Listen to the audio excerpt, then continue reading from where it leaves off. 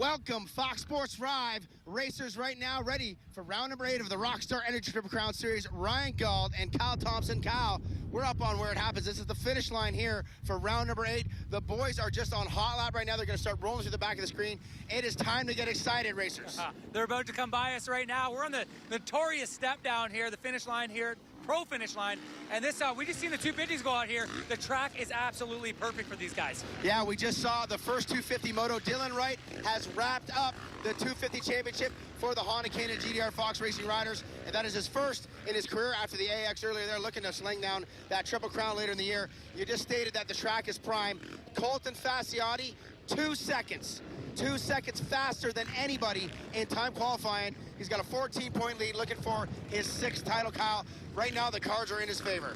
To be honest with you, this is the first time we've seen Colton Fasciotti this year get the fastest time. So that's got to put a little bit of a question mark in the rest of the competition's heads as we go into this first moto. Michael Alessi, 14 points down. He's going to have to get his patented hole shots and get away. We got the sun on our side, the final round at our backs, the fans on the couch watching at home. Round 8 of the MX2 or Rockstar Energy Triple Crown Series starts now.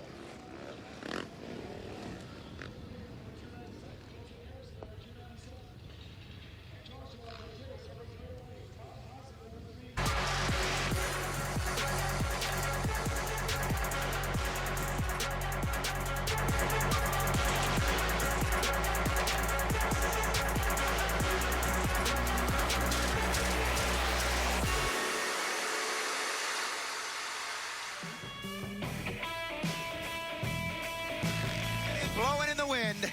Walton Raceway, round 8, man. Hustling from the top down there to the opening, Kyle. I love that right there. I'm so excited we just did that. That was so cool. Love seeing the flags blowing in the wind right now. We're getting the action hype, buddy. The 450 hot lap just about wrapping up, and I'm out of breath a little bit. You did good. You've been injured this week. You had that last moto crash there in the vet master of the amateur portion of Walton Transcan. So good for you running down that hill. Yeah, you see me hustling, I feel like I should have one of them braces going on right now, but all good. There's the man of the hour right there. Yeah, it's Colton Fasciotti. 14-point lead. Fastest in qualifying, like we said, by 2 seconds. Yeah, 2 seconds. Big gap there. He's strong here. He's won many, I want to say 5 times. He's won the King of Walton here. Had a crazy long career. The guy's just been untouchable throughout his whole 450 career. Back in 08, winning that first championship. And this could be his last 2 motos. I think it is his last 2 motos. It is guaranteed his last 2 motos. He is not going to do Supercross coming this fall. And I'll tell you right now, the 2-second gap. Oh, sorry, that's the thing. Oh, hey, we're going to talk about our points right here. Look at that. So that's a comparison there. The top 2 guys. So the points difference right there, 14 points. But look at the numbers on the right side there. The whole shot shots. Difference. Laps led and moto wins all go to Alessi. The podiums, though, the consistency of Colton Fasciotti, 10 moto podiums. That is what it's been led right there. Wow, 99 to 47 on the laps led right there with the 7 hole shots. That's the difference. That is the difference maker and why Michael Alessi has a shot at this title here today. And I'll tell you what, man, he has been clicking so good. And he has been clicking so good here on that East Coast here. Looking at the way that he's rolling, he's done good here in the past. So Colton definitely's got his work cut out for him. But as we stated, he's a veteran. Look at this. The experience right here. 02, he turned pro, 18 pro seasons, 81 moto wins, 73 podiums, 42 overalls up to date, and 5 championships. Could it be the 6th? There's all those teams right there. Richmond Kawasaki's where he started out. And it was actually questionable back then if he was going to make it. Gets onto that Blackfoot Yamaha, bangs out 3 titles in those years. Red Bull KTM, nothing but injuries along the way. And then boom, the GDR Honda, the last 5 years, 2 titles. Maybe today clinching a 6th and a 3rd with that team and a 6th overall. I mean, the career that Colton Fasciotti's had, as I said, I was there right from the beginning watching him. Actually, it was funny. His career started on pro racing, and mine started in television. There you go. The series back then. So we started at the same time. So I've been at every single one of his races. And let me just tell you, like I said at the beginning, it didn't look like it was going to go anywhere. No. He had the talent, all the tools, but he just didn't have the heart, the drive. Gets onto that Blackfoot Yamaha, gets under the wing of JSR, and whatever JSR did, whether it be showcasing his experience, sharing his talents, his toughness, his mental skills, whatever it was, he ate it all up. And since that moment, since 2007, got his first 2 overall wins, and then 2008 from on, he's been an absolute epic Canadian. There's those points shot one more time. Colton Fasciotti, Michael Alessi, Phil Nicoletti, still with a very outside shot. Cole Thompson out of the picture with 67 with a maximum of 60 points today. And Kate Clayson there in the fifth place. And I want to Great touch job by base. CA. And qualified fourth today. Yeah, he had a good heater there in that second practice. But going back on Fasciotti, yeah, it was quite the career he had. When he started out on Kawasaki's, it just didn't look like it was going to materialize to anything, back and forth with good results, injuries, and, just bad luck. I actually had the privilege of racing this guy as an intermediate in 2001, the year before he went pro. He did the whole circuit as an intermediate with that Kawasaki team and just got the feel for the tracks. The guy's a complete gamer out there. He takes care of business when business is there. That is a great story right there. So Kyle Thompson lined up. So how'd you fare? Where did your career go, Kyle? Where did your career go? My career followed your path. And here we are in the booth, calling his maybe sixth title right now. So Colton Fasciotti definitely figured it out, apparently, over top of what we were doing there, Kyle. But just amazing to see, and it's awesome having us both here sharing those kinds of memories. You had a chance to race him. I'm obviously a little bit older than him. I never lined up against. And we got someone with a bike issue going on down there. Sure, they're trying to get it in the gate there. That's like Ryan Derry, the 74. Derry, trying to get that. Oh, no, sorry. No, I saw it was Jason 74. Yeah, it looked like 74, but it's Jason Benny. Yeah, Team PRMX Kawasaki right there. They got it in. They just couldn't get that whole shot device. Sometimes with that tacky soil, very tacky here today, they'll drop the whole shot another half inch or so, and it takes like two people to get it down into the start device. Really push down on that front forks there. Looking for the guys up the inside there. Looks like, is that Fasciotti up the inside? And have a hard time seeing there, but it looks like Gerke 800 right in the middle. Right there, we're going to pan down to our 30 board as we get ready to go with that. And then we go back to the start and try to figure out exactly where some of our riders are lined up. And we'll get that down. There's the lovely Stella and lovely Julie, Rockstar Energy girl Julia right there. Such good-looking ladies with the good look on 30 board. Getting ready to go here. The RoyalDistributing.com whole shot Moto 1 of the 450s for round 8 of the Rockstar Energy Triple Crown Series. Colton Fasciotti, Mike Alessi, and Phil Nicoletti all have shots at this title. Fasciotti with the lead. Looks like Alessi down in the middle of the gate. Fasciotti about 3 from the inside. Oh, Gerke right up the inside. So he did what his teammate did in Moto number 1. Thompson about 2 or 3 over on the right side there. Every rider clicking it into gear. Here we go. 450s, Moto number 1. The heads are down. The gate is down. Who's going to grab that shot here in Moto number 1? Oh, Fasciotti with a horrible start. Nicoletti and Meston. Thompson goes back and steals the lead. I think that got the Meston to land. Yeah, it looked like Meston just had a bit better drive there, but Thompson getting out front early, and then Nicoletti right in tow. Fasciotti finding his way through, already up in the fourth place. How did he get there? That was an awful jump, and he comes in fourth place. Is that just experience? What is that right there? It's a need-to-be place there. He knew what he had to do to get himself in that position. He knows number 800 is in this title contention. He needs to get by him, but look at this. Nicoletti already trying, yes. Already going for it. He got his first overall win not last weekend, but 2 weeks ago at Deschambault, and Fasciotti already being the aggressor. Fasciotti already in the third spot. Alessi right behind him there. Thompson, Nicoletti, Fasciotti, Alessi, and Keelan Meston, your top five right now. Meston grabbing that RoadStreaming.com full shot by the hair on his chins. No problem here. They come just up to it. Alessi being aggressive right now, going for it on the outside. Trying to get a drive. My fault, Nicoletti there, Kyle. Thank you. All good. And there they go, jumping down that step down. Looks like these guys are going to just run a tight race here early on. They're going for it. It seems like Fasciotti having that fast lap time. He knows he's the fastest guy out here. He's going to try to attack early and get that clear track, no tear-offs used. So we'll see how this thing shapes up as they're in the gravity cavities. Colton Fasciotti stuffs it in there, Galdi. Colton Fasciotti already pushing the envelope here on lap number 1. And showing that, like you just said, he is the faster rider. He wants to make these passes. And he knows, same with Phil, too. They both know that Roost is a killer here, and they want to attack right away. Fasciotti going to take that split name. He's going to go to the inside.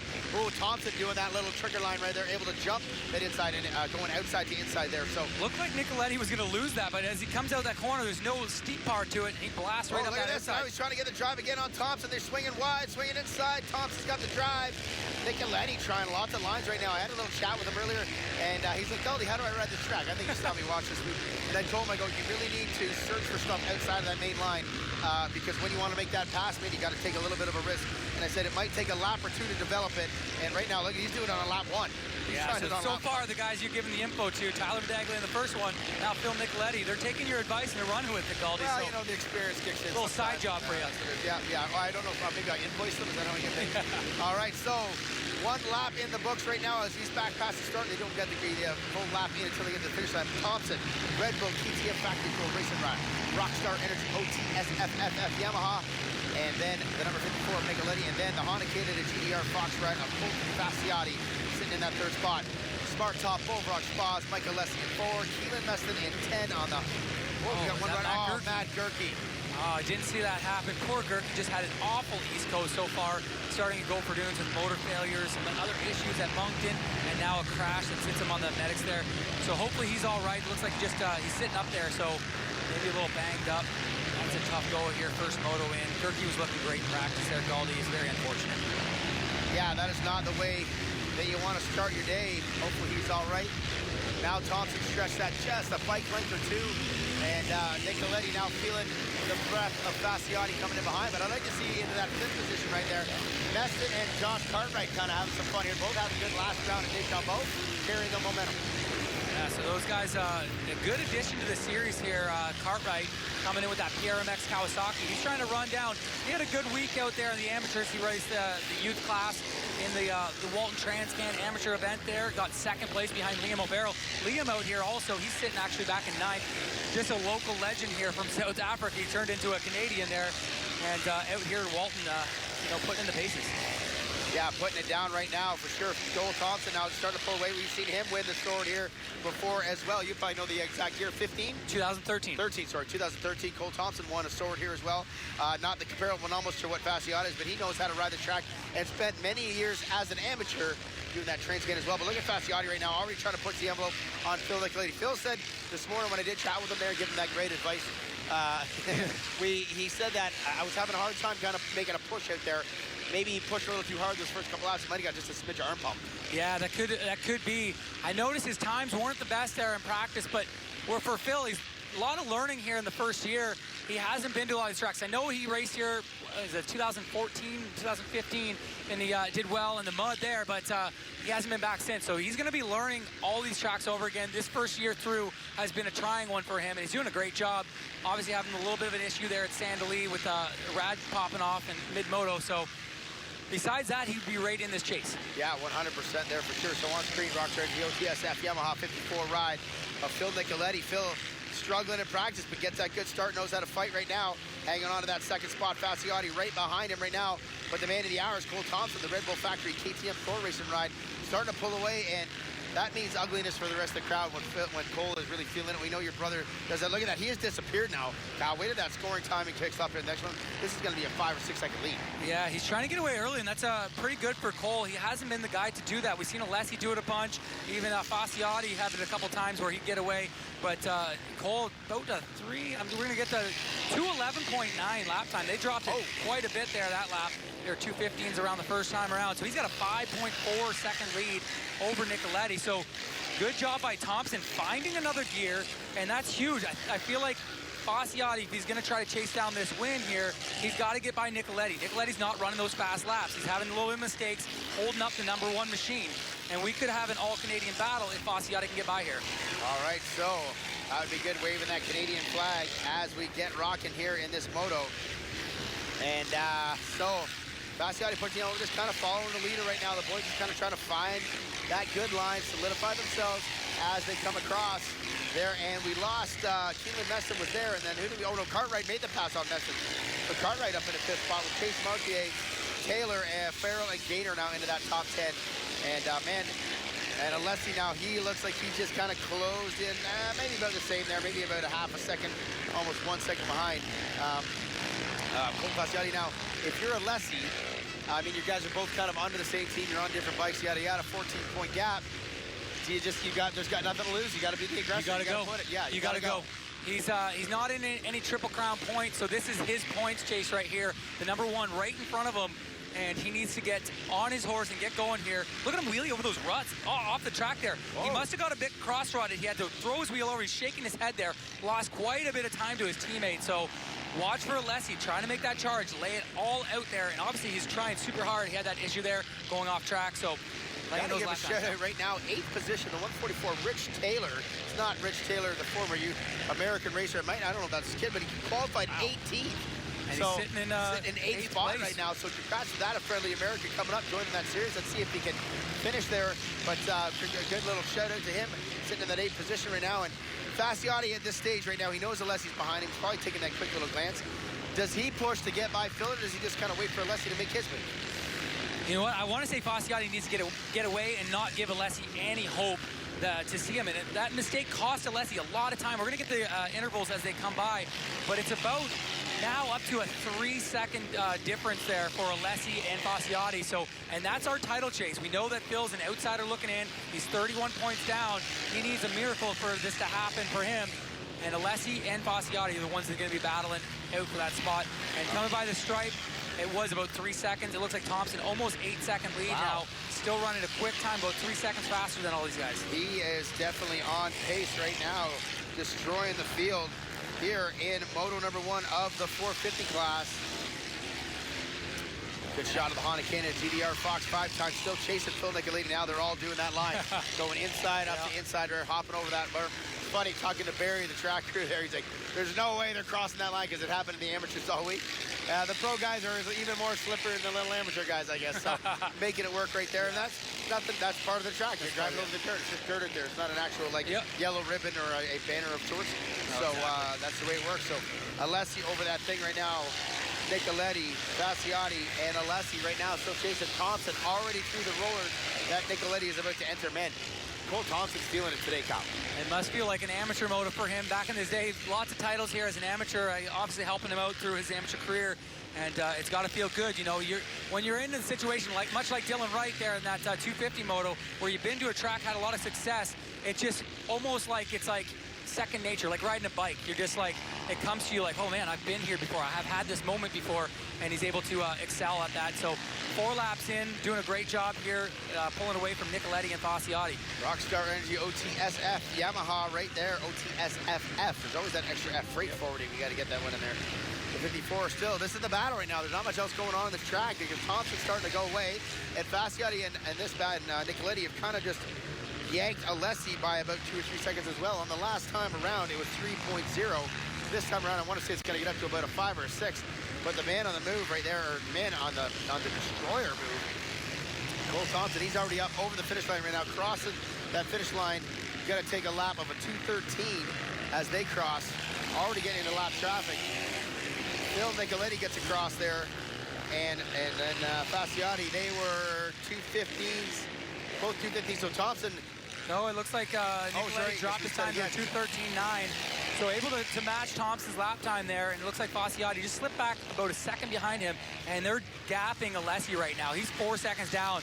So Alessi is going to have to figure something out here mid-moto. It's always tough when you got your competitors pulling away a little bit, and then you got to find another gear mid-moto, hopefully wear them down a little bit. And we got a great battle going on just behind that between Chase Marquier and Josh Cartwright heading up the natural double as they get into that back section where we're shooting right now. That is for 6th and 7th. Marquier is all over the back end of Josh Cartwright now. So another battle we keep an eye on. But Fasciotti just still kind of lurking in the shadows of Phil Nicoletti right now. I feel like he's not really pushing the envelope too much, right? He's just kind of letting it settle in. And sometimes the way the track shapes up, he has nothing to lose. He knows his rearview mirror's full of the 800. He knows where to keep him, and that's the title chase. We're going in. Obviously, we got one moto after this, and he wants to gain as many points. Right now, as it sits, he would have 16-point lead going into the next moto, and that is a very easy, thing for Fasciotti to go out there, get those 16 points, and take this title. Yeah, 16. They would get to get a 5th. 6, 7, 8, 9, 10, like about 12 to 14th spot right there would mark that thing. And here's that battle I was talking about, Josh Cartwright, Team Paramex Kawasaki, and the Man Luck Racing ride of Chase Marquez. Oh, Cartwright's leg coming off there. You got to watch those ruts, eh? They'll get you, they'll hook the toes. Yeah, so Cartwright battling out with a fellow American here, Chase Marquier, both guys that have raced Supercross down in the States and have some success there, and they're up here battling out in the Triple Crown Series. Great to see these Americans come in here and spice it up in the old top 10. I'm impressed with Cartwright here, not really known as an outdoor rider here. He just kind of got back into riding outdoors the past few years, the past few weeks, I mean, and just showcasing the kid's got skills. Yeah. When you got skills, you find a way, and he's been able to find a way. And I feel like ever since Sandra Lee kind of jumped on the scene with that Royal Distributing hole shot and is able to really kind of show his speed there for that team, and he's excited. He wants to get his goal. He told me he wants to get a career number up here. He likes the people up here, likes the team that he rides for, and that's a great goal for a lot of these guys. We know we talked to Ryan Dowd. He's searching for that this year, the friendly American, number 39 right now, so he's looking for that career number as well. Dowdy currently sitting in 12th spot behind Sam Gaynor, Cade Clace in 10. As they cross the line, look at those leaders are dropping in. There's Cartwright on screen. There's Marquier right there. That is 6 and 7. And then once again, Liam O'Farrell, the 32-year-old rider out of Ontario here, working class here. Actually, this year, he didn't have to work during the week. Last year, he'd ride the amateur class, go back home, go to work, then come back in the morning or whatever it was for his motos. This week didn't have to work, so he decided to stay. Whoa, Phil Nicoletti, huge mistake right there. Getting off sideways, big mistake by Nicoletti. Look at this, Alessi all over him now. Fasciotti slips by.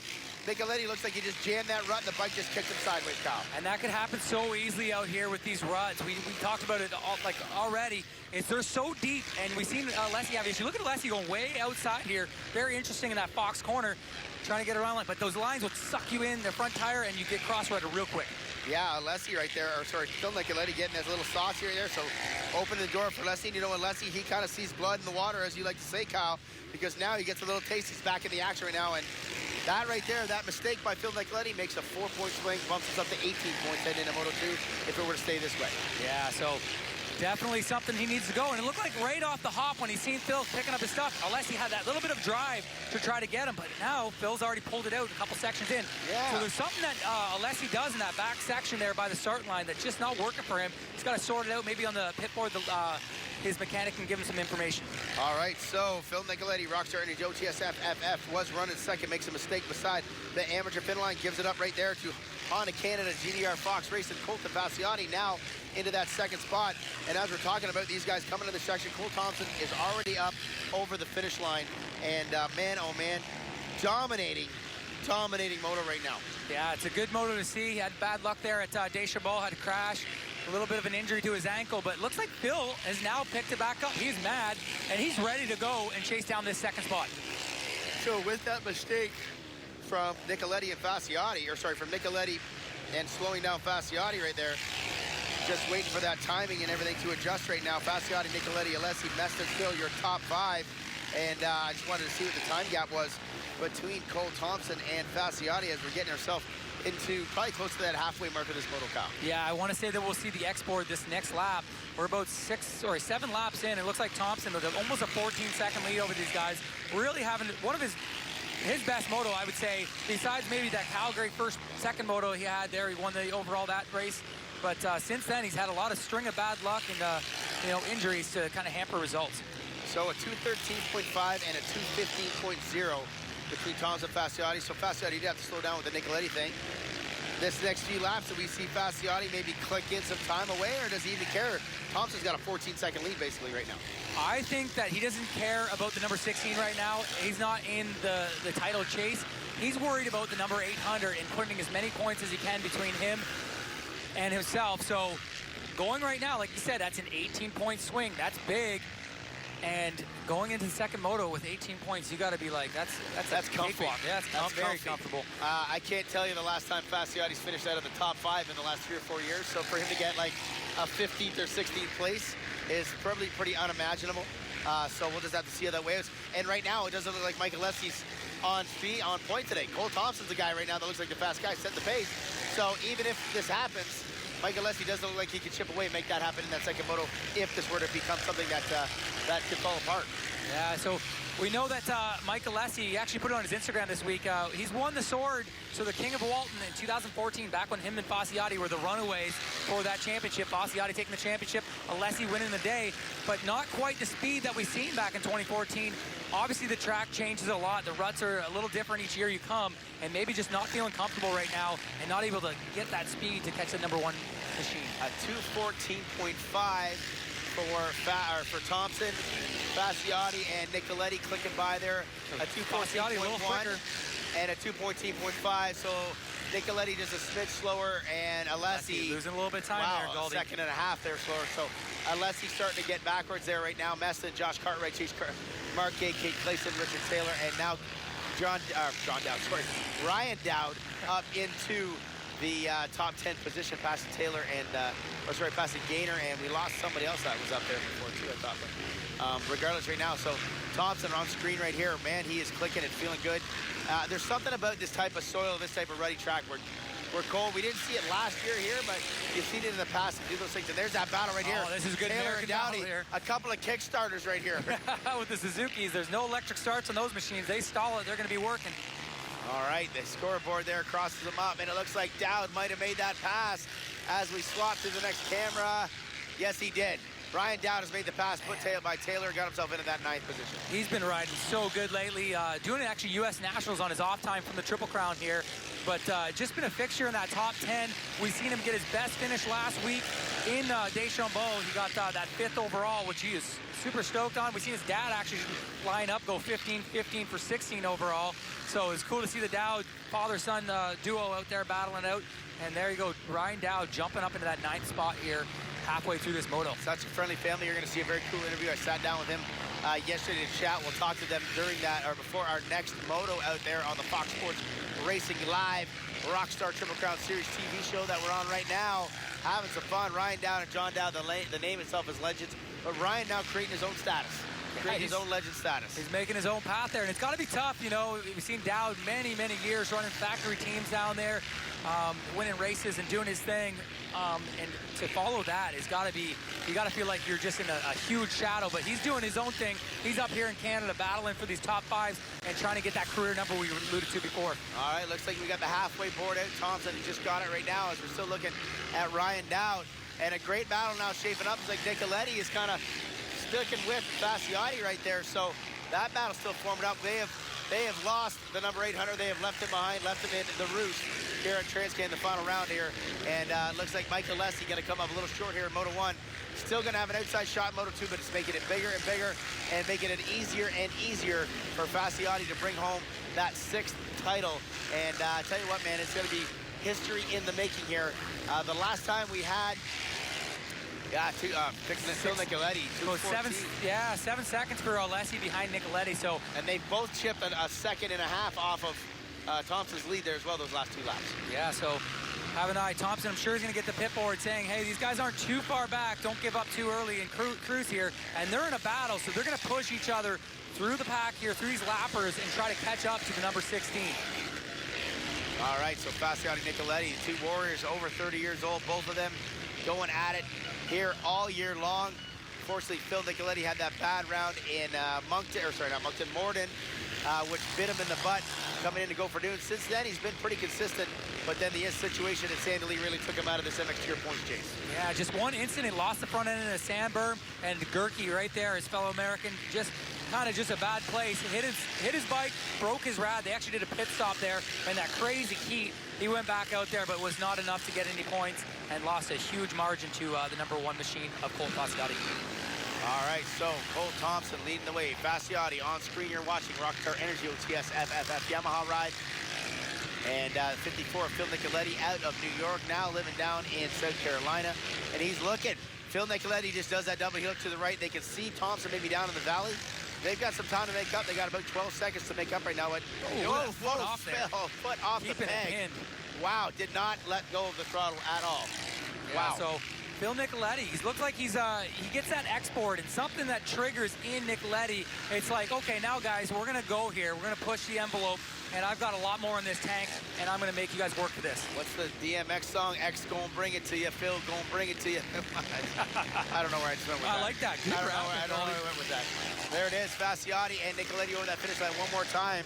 And Fasciotti, looks like they did beat Thompson's time, but not by very much at all, by 0.5 of a second there. Yeah, so little bits. He's got Thompson still a 12.2 second lead out here in front of the 2018 champ, looking to go for 2019 Colt Fasciotti. And Triple Crown nemesis there, Nicoletti. Thompson, Nicoletti still in that battle for the Triple Crown 100K. Yeah, and look at that best lap time scenario there, a 2:11.902 for Thompson, a 2:13.9 for Phil Nicoletti, a 2:14.1 for Fasciotti. So almost a 3-second swing, or at least a 2-second swing between those times between Thompson. Thompson really put it down at the beginning of this race and really got that gap going to kick it off, make it easier on himself. Well, these two guys battle it in second and third. Sam Gaynor now making himself up and back inside that top 10. So a great ride by the rookie right there, Sam Gaynor. Going to be hard pressed not to give that guy the rookie of the year, I'd say. Yeah, there's Sam Gaynor looking in the 250 class. You got Quinn Amiot, Tyler Gibbs, and Jair Mitchell. Jair Mitchell, a rookie. Well, so yeah. there's 4 guys that I would say that are going to be. You could pretty much put a name in a hat, pull one out, and that's the rookie of the year because these guys have all been exceptional this year in any discipline they've been put on. I do like the Quinn Amiot thing. I don't know if he's got the amount of points and the same sort of stature in the point thing, but intermediate last year where the other guys all were pros. Actually, Tyler Gibbs wasn't a pro last year. The other guys were pros in there. So, yeah, it's going to be a hard toss-up on how well that'll actually get voted on by our peers at our banquet later on during this year for Rookie of the Year. But right now, the man of the hour, the man of the minute, Red Bull Factory KTM Thor Racing rider, Cole Thompson, looking like he's just out here for a joyride right now on his 65 back in, like, what, 04, 05? Yeah, he won his first title in 04 here. Yeah. The Transcan on the similar-looking bike, number 16 KTM. So pretty cool memories there. And that's what is so cool about this place. Like you heard Tyler on his podium speech after that 250. He's been here since he's 7 years old. He's now, closing in close to 35 years old. So it's been a good run for Tyler Degla. Many titles out there. As he clicked off a second place in that first 250 moto. All right, so still watching Cole Thompson on screen right here. Clicking it off. Man, dropped a 250. Fasciotti and Nicoletti faster again that lap again. So, I mean, I think they're going to run out of time. They need to make like a 2-second, 3-second splunge on one lap to make this a scenario where we might get excited in the booth and have something to talk about towards the end of this moto. Right now, Thompson is doing exactly what he needs to do. They've got it down to 11. Just over 11 seconds with probably about 6 or 7 laps to go, 6 seconds to go. Now, I know this track has changed a lot over the years, Galdi, but you rode it this week. Is there a lot of places you can kind of manage, obviously Thompson looking back to see Thompson on screen just made a little mistake. Both legs off the bike going up that step up there. Yeah, a little squirrely there. But cut you off. Yeah, so there's spots that, Fasciotti can keep tabs on Alessi or Thompson on Fasciotti. There's got to be switchbacks where they're going to keep tabs on that. A lot of these back and forths in the gravity cavities or the hills in the back section, they're going to be able to see each other. 100%. You come up in and out of stuff, you can keep an eye on that competition out there. And the guys are doing it, especially when you can feel you're catching that rider. You're always kind of glancing. Did I catch him again? Okay, so if I either got to push harder or take a little bit off, like my pace, you can figure out what your pace is to kind of close it in on that rider head. So it's always harder to lead that race. And we know Thompson put down those fast laps proven by the 2:11.9 at the beginning of this thing, but it's always hard to lead because you just never know what the competition's doing behind you. You never know where they're going. You got to rely on your mechanics pit board letting you know what the lap times of the guy in second and third, because that's the only way, or you become really complacent out there and you just kind of settle into a pace. You get caught behind a lapper, it slows you up a little bit, and then your lap times gets a little bit slower each time. So he knows he's at a 2:15. He's going to get the board. The guys are at 2:14. He's got to manage that gap and just be able to click off those smooth laps, get around the lappers clean. All right, Cole Thompson, coming around for another lap. Put in the books here as he approaches the finish. I see fans cheering him on out there. His lovely wife, Chloe, I just seen coming on the fence right there as well. So everybody happy in the KTM Red Bull tent. Thor Racing. 2:17. It looks like Fasciotti is closed up a bit on Thompson. We've seen a mistake out of him.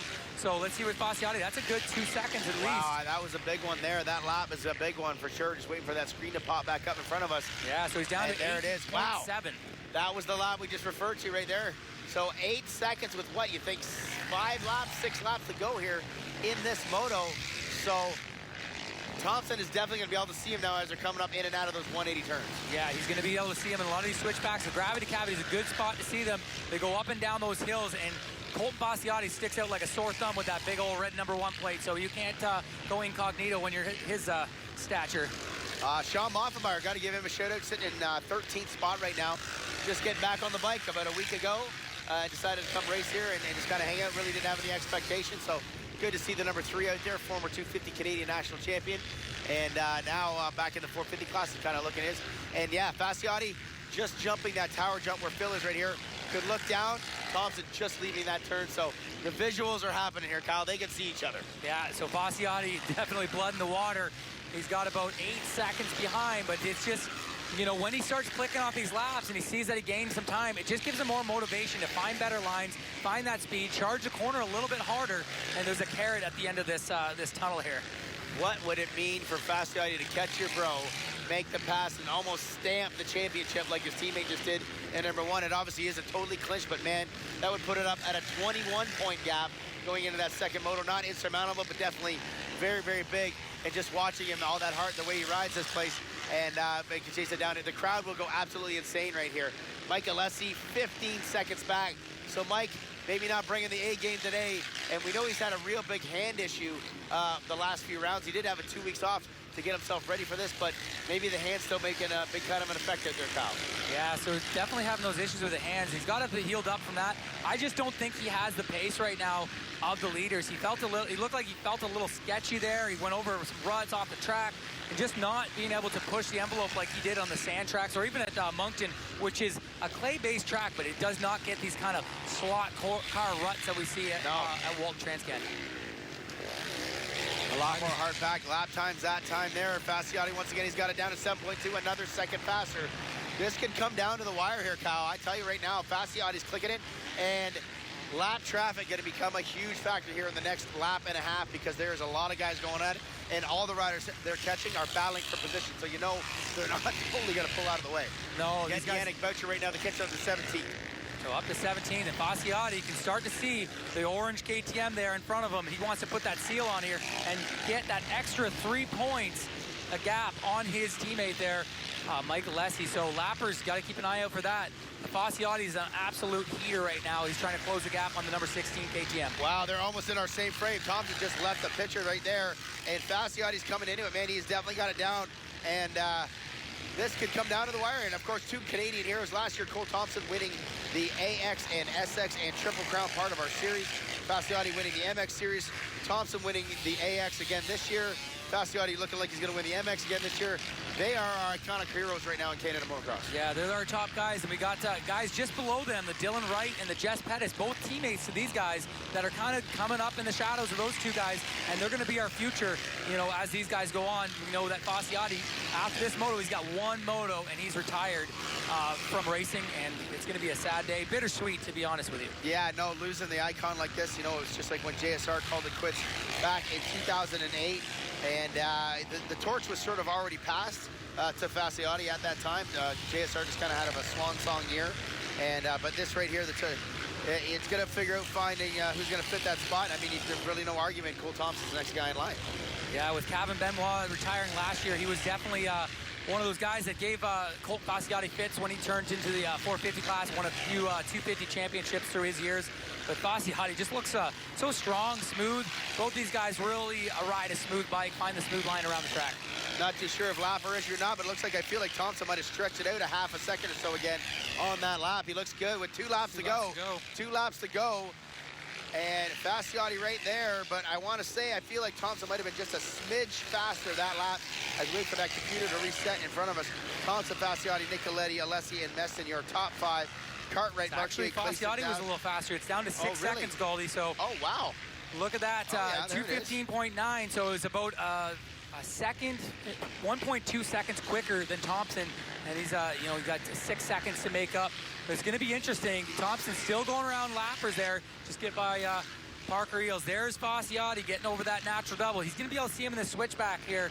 You can look up there, see that KTM. Lappers being very cautious there with the big number 1 plate coming by. All right, Thompson right now dealing with lap traffic. A couple guys in front of him. And look at that. Good job. Eric Jeffrey gets out of the way.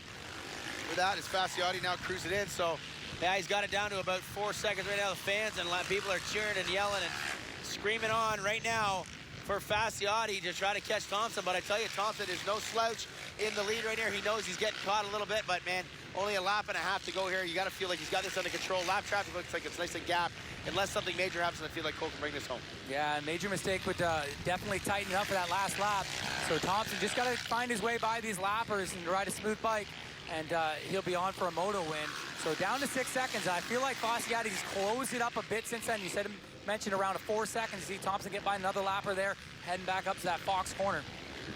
And there is Fasciotti right there, Honda Canada GDR Fox rider right now, 5-time Canadian champion, looking to put 4 more points onto his 14-point lead, heading in to the second moto, trying to claim a iconic and alone at that position, unless we talk about Ross Peterson back in the day. But JSR kind of changed the sport, the evolution of everything, 4-strokes, stuff like that. Ross is sort of in his own world. JSR kind of made another world, and now Fasciotti looks like he's changing the whole generation again. Yeah, so Fasciotti going for that 6. We've seen it early on in the comparisons and whatnot that, you know, Fasciotti, since 08, has just been the guy in Canada. Obviously had a good string, 3 titles there with Blackfoot. Now trying to wrap up his 3rd title with the GDR Honda. White flag is out for Thompson as he goes by that notorious step down. Back to the sweeper. Oh, missed a little blue flag action right there. Thompson, 1 lap to go. 1 lap to go. Down to Thompson to bring it home. 4.8 seconds. So Fasciotti slowly creeping up there. Wow. He's going to have to put in a hard lap here and hope for a little bit of luck. But Fasciotti really making a charge here, and Thompson can feel that. He can see that he's closing up. There's no way now, especially with all these 180 turns here into the valleys, guys going up and coming down. You can see how the difference is and how they can see catching their riders. A 3-pack of lappers as Thompson starts heading up into that switchback section. And that could be a little bit sticky for a couple of turns. It gets tight here where they're heading. And, man, Fasciotti is right there. He's got it down to got 3.5, I want to say. Yeah, you're good at quoting that last one and saying it 4. So looks like he's about 3.5 seconds there. And there's about half a track left. Lots of lappers. So Thompson's going to have to find his way by clean. Fasciotti, there's a lot of Fasciotti fans out here. The whole GDR crew, they had red smoke flying, chainsaws, air horns. I feel like we're in Europe or something here, listening to all that stuff going on. That was pretty crazy. Pretty cool to see the excitement. They're obviously here to celebrate the team, but like Thompson gets a good drive into that. Fasciotti, I'd say not. Thompson's got this under control. He's got about 3.54 seconds, I want to say, coming into that thing right now. So Thompson riding strong. Fasciotti just a little bit faster, but the start might have been it because Thompson just laid down the groundwork on those first few laps. Yeah, first 2 laps, did the old Les. He sprinted early, got himself that nice gap, and he's able to control the race from there. Very manageable when you get that gap early on, and you can kind of see where your competition is. And Fasciotti, he did the old Phil Nicoletti, halfway board and just started pinning it. He closed the gap big time on the number 16 machine. All right, Red Bull Factory KTM Thor Race and Ride up into a ruddy section here. A few lappers in the way, one of them being Sean Moffenmeyer, actually, the Rockstar OTSFF rider, just getting back into competition once again. He knows what to do. He's going to get himself out of the way. And Thompson go by 2 turns to go right now for Cole Thompson. There's no way he's putting this one away. A great ride here to kick off the 450 campaign at the final round of the Rockstar Energy Triple Crown Series, the number 16. 2 turns to go. Man, that's a solid ride right there. Up over that step down. Or sorry, step up into the step down. Fasciotti right there, but looks like it's going to be Red Bull KTM Factory Thor Race and Ride. Cole Thompson grabbing that first moto win. Fasciotti in a second spot. Going to add on a few points. There's Phil Nicoletti, so that's 2 points right now added on to the points lead. And making sure Leslie's still in fourth. He's way back. He's way back right now as far as that goes. And we tell you what, we're just waiting for Leslie. And then we're just waiting for, man, Alessi is way back here in the late stages of this ride right here. What is it, 26 seconds behind there. All right, so way behind. All right, there's the 800 coming up that finish line there. It's going to be an 18-point lead as we head in to the rest of the day. Kyle Thompson, Winamoto. It is time to take a little break, go down and talk to our podium winners. We'll be right back on Fox Sports Racing Live. And there you go. Look at the crowd there. Walton Transcan. Fans always get nuts out here. This has been a long-standing event. We just seen the 450 Pro first moto there. Colt Fasciotti inching so much closer to that national championship, his 6th, and with the 2nd place there. Closing that gap on Thompson. We're like Thompson trying to check up, making sure he can get that moto win, maybe go for that overall, but Fasciotti getting 4 points. That brings him up to 18 points over his teammate. So looking to close that one out and, you know, take home his 6th championship and go on to retirement. But what a great race there. Keelan Meston just getting to stage. We got the Royal Distributing Hole Shot. I'll go run down of the top 10. We had Cole Thompson taking that win. Fasciotti, Nicoletti, Alessi slipping back there. Meston with a great ride in 5th. Cartwright in 6th. Marquier, Dowd, Clayson, and Gaynor. We're actually going to send it down to Galdi for some interviews.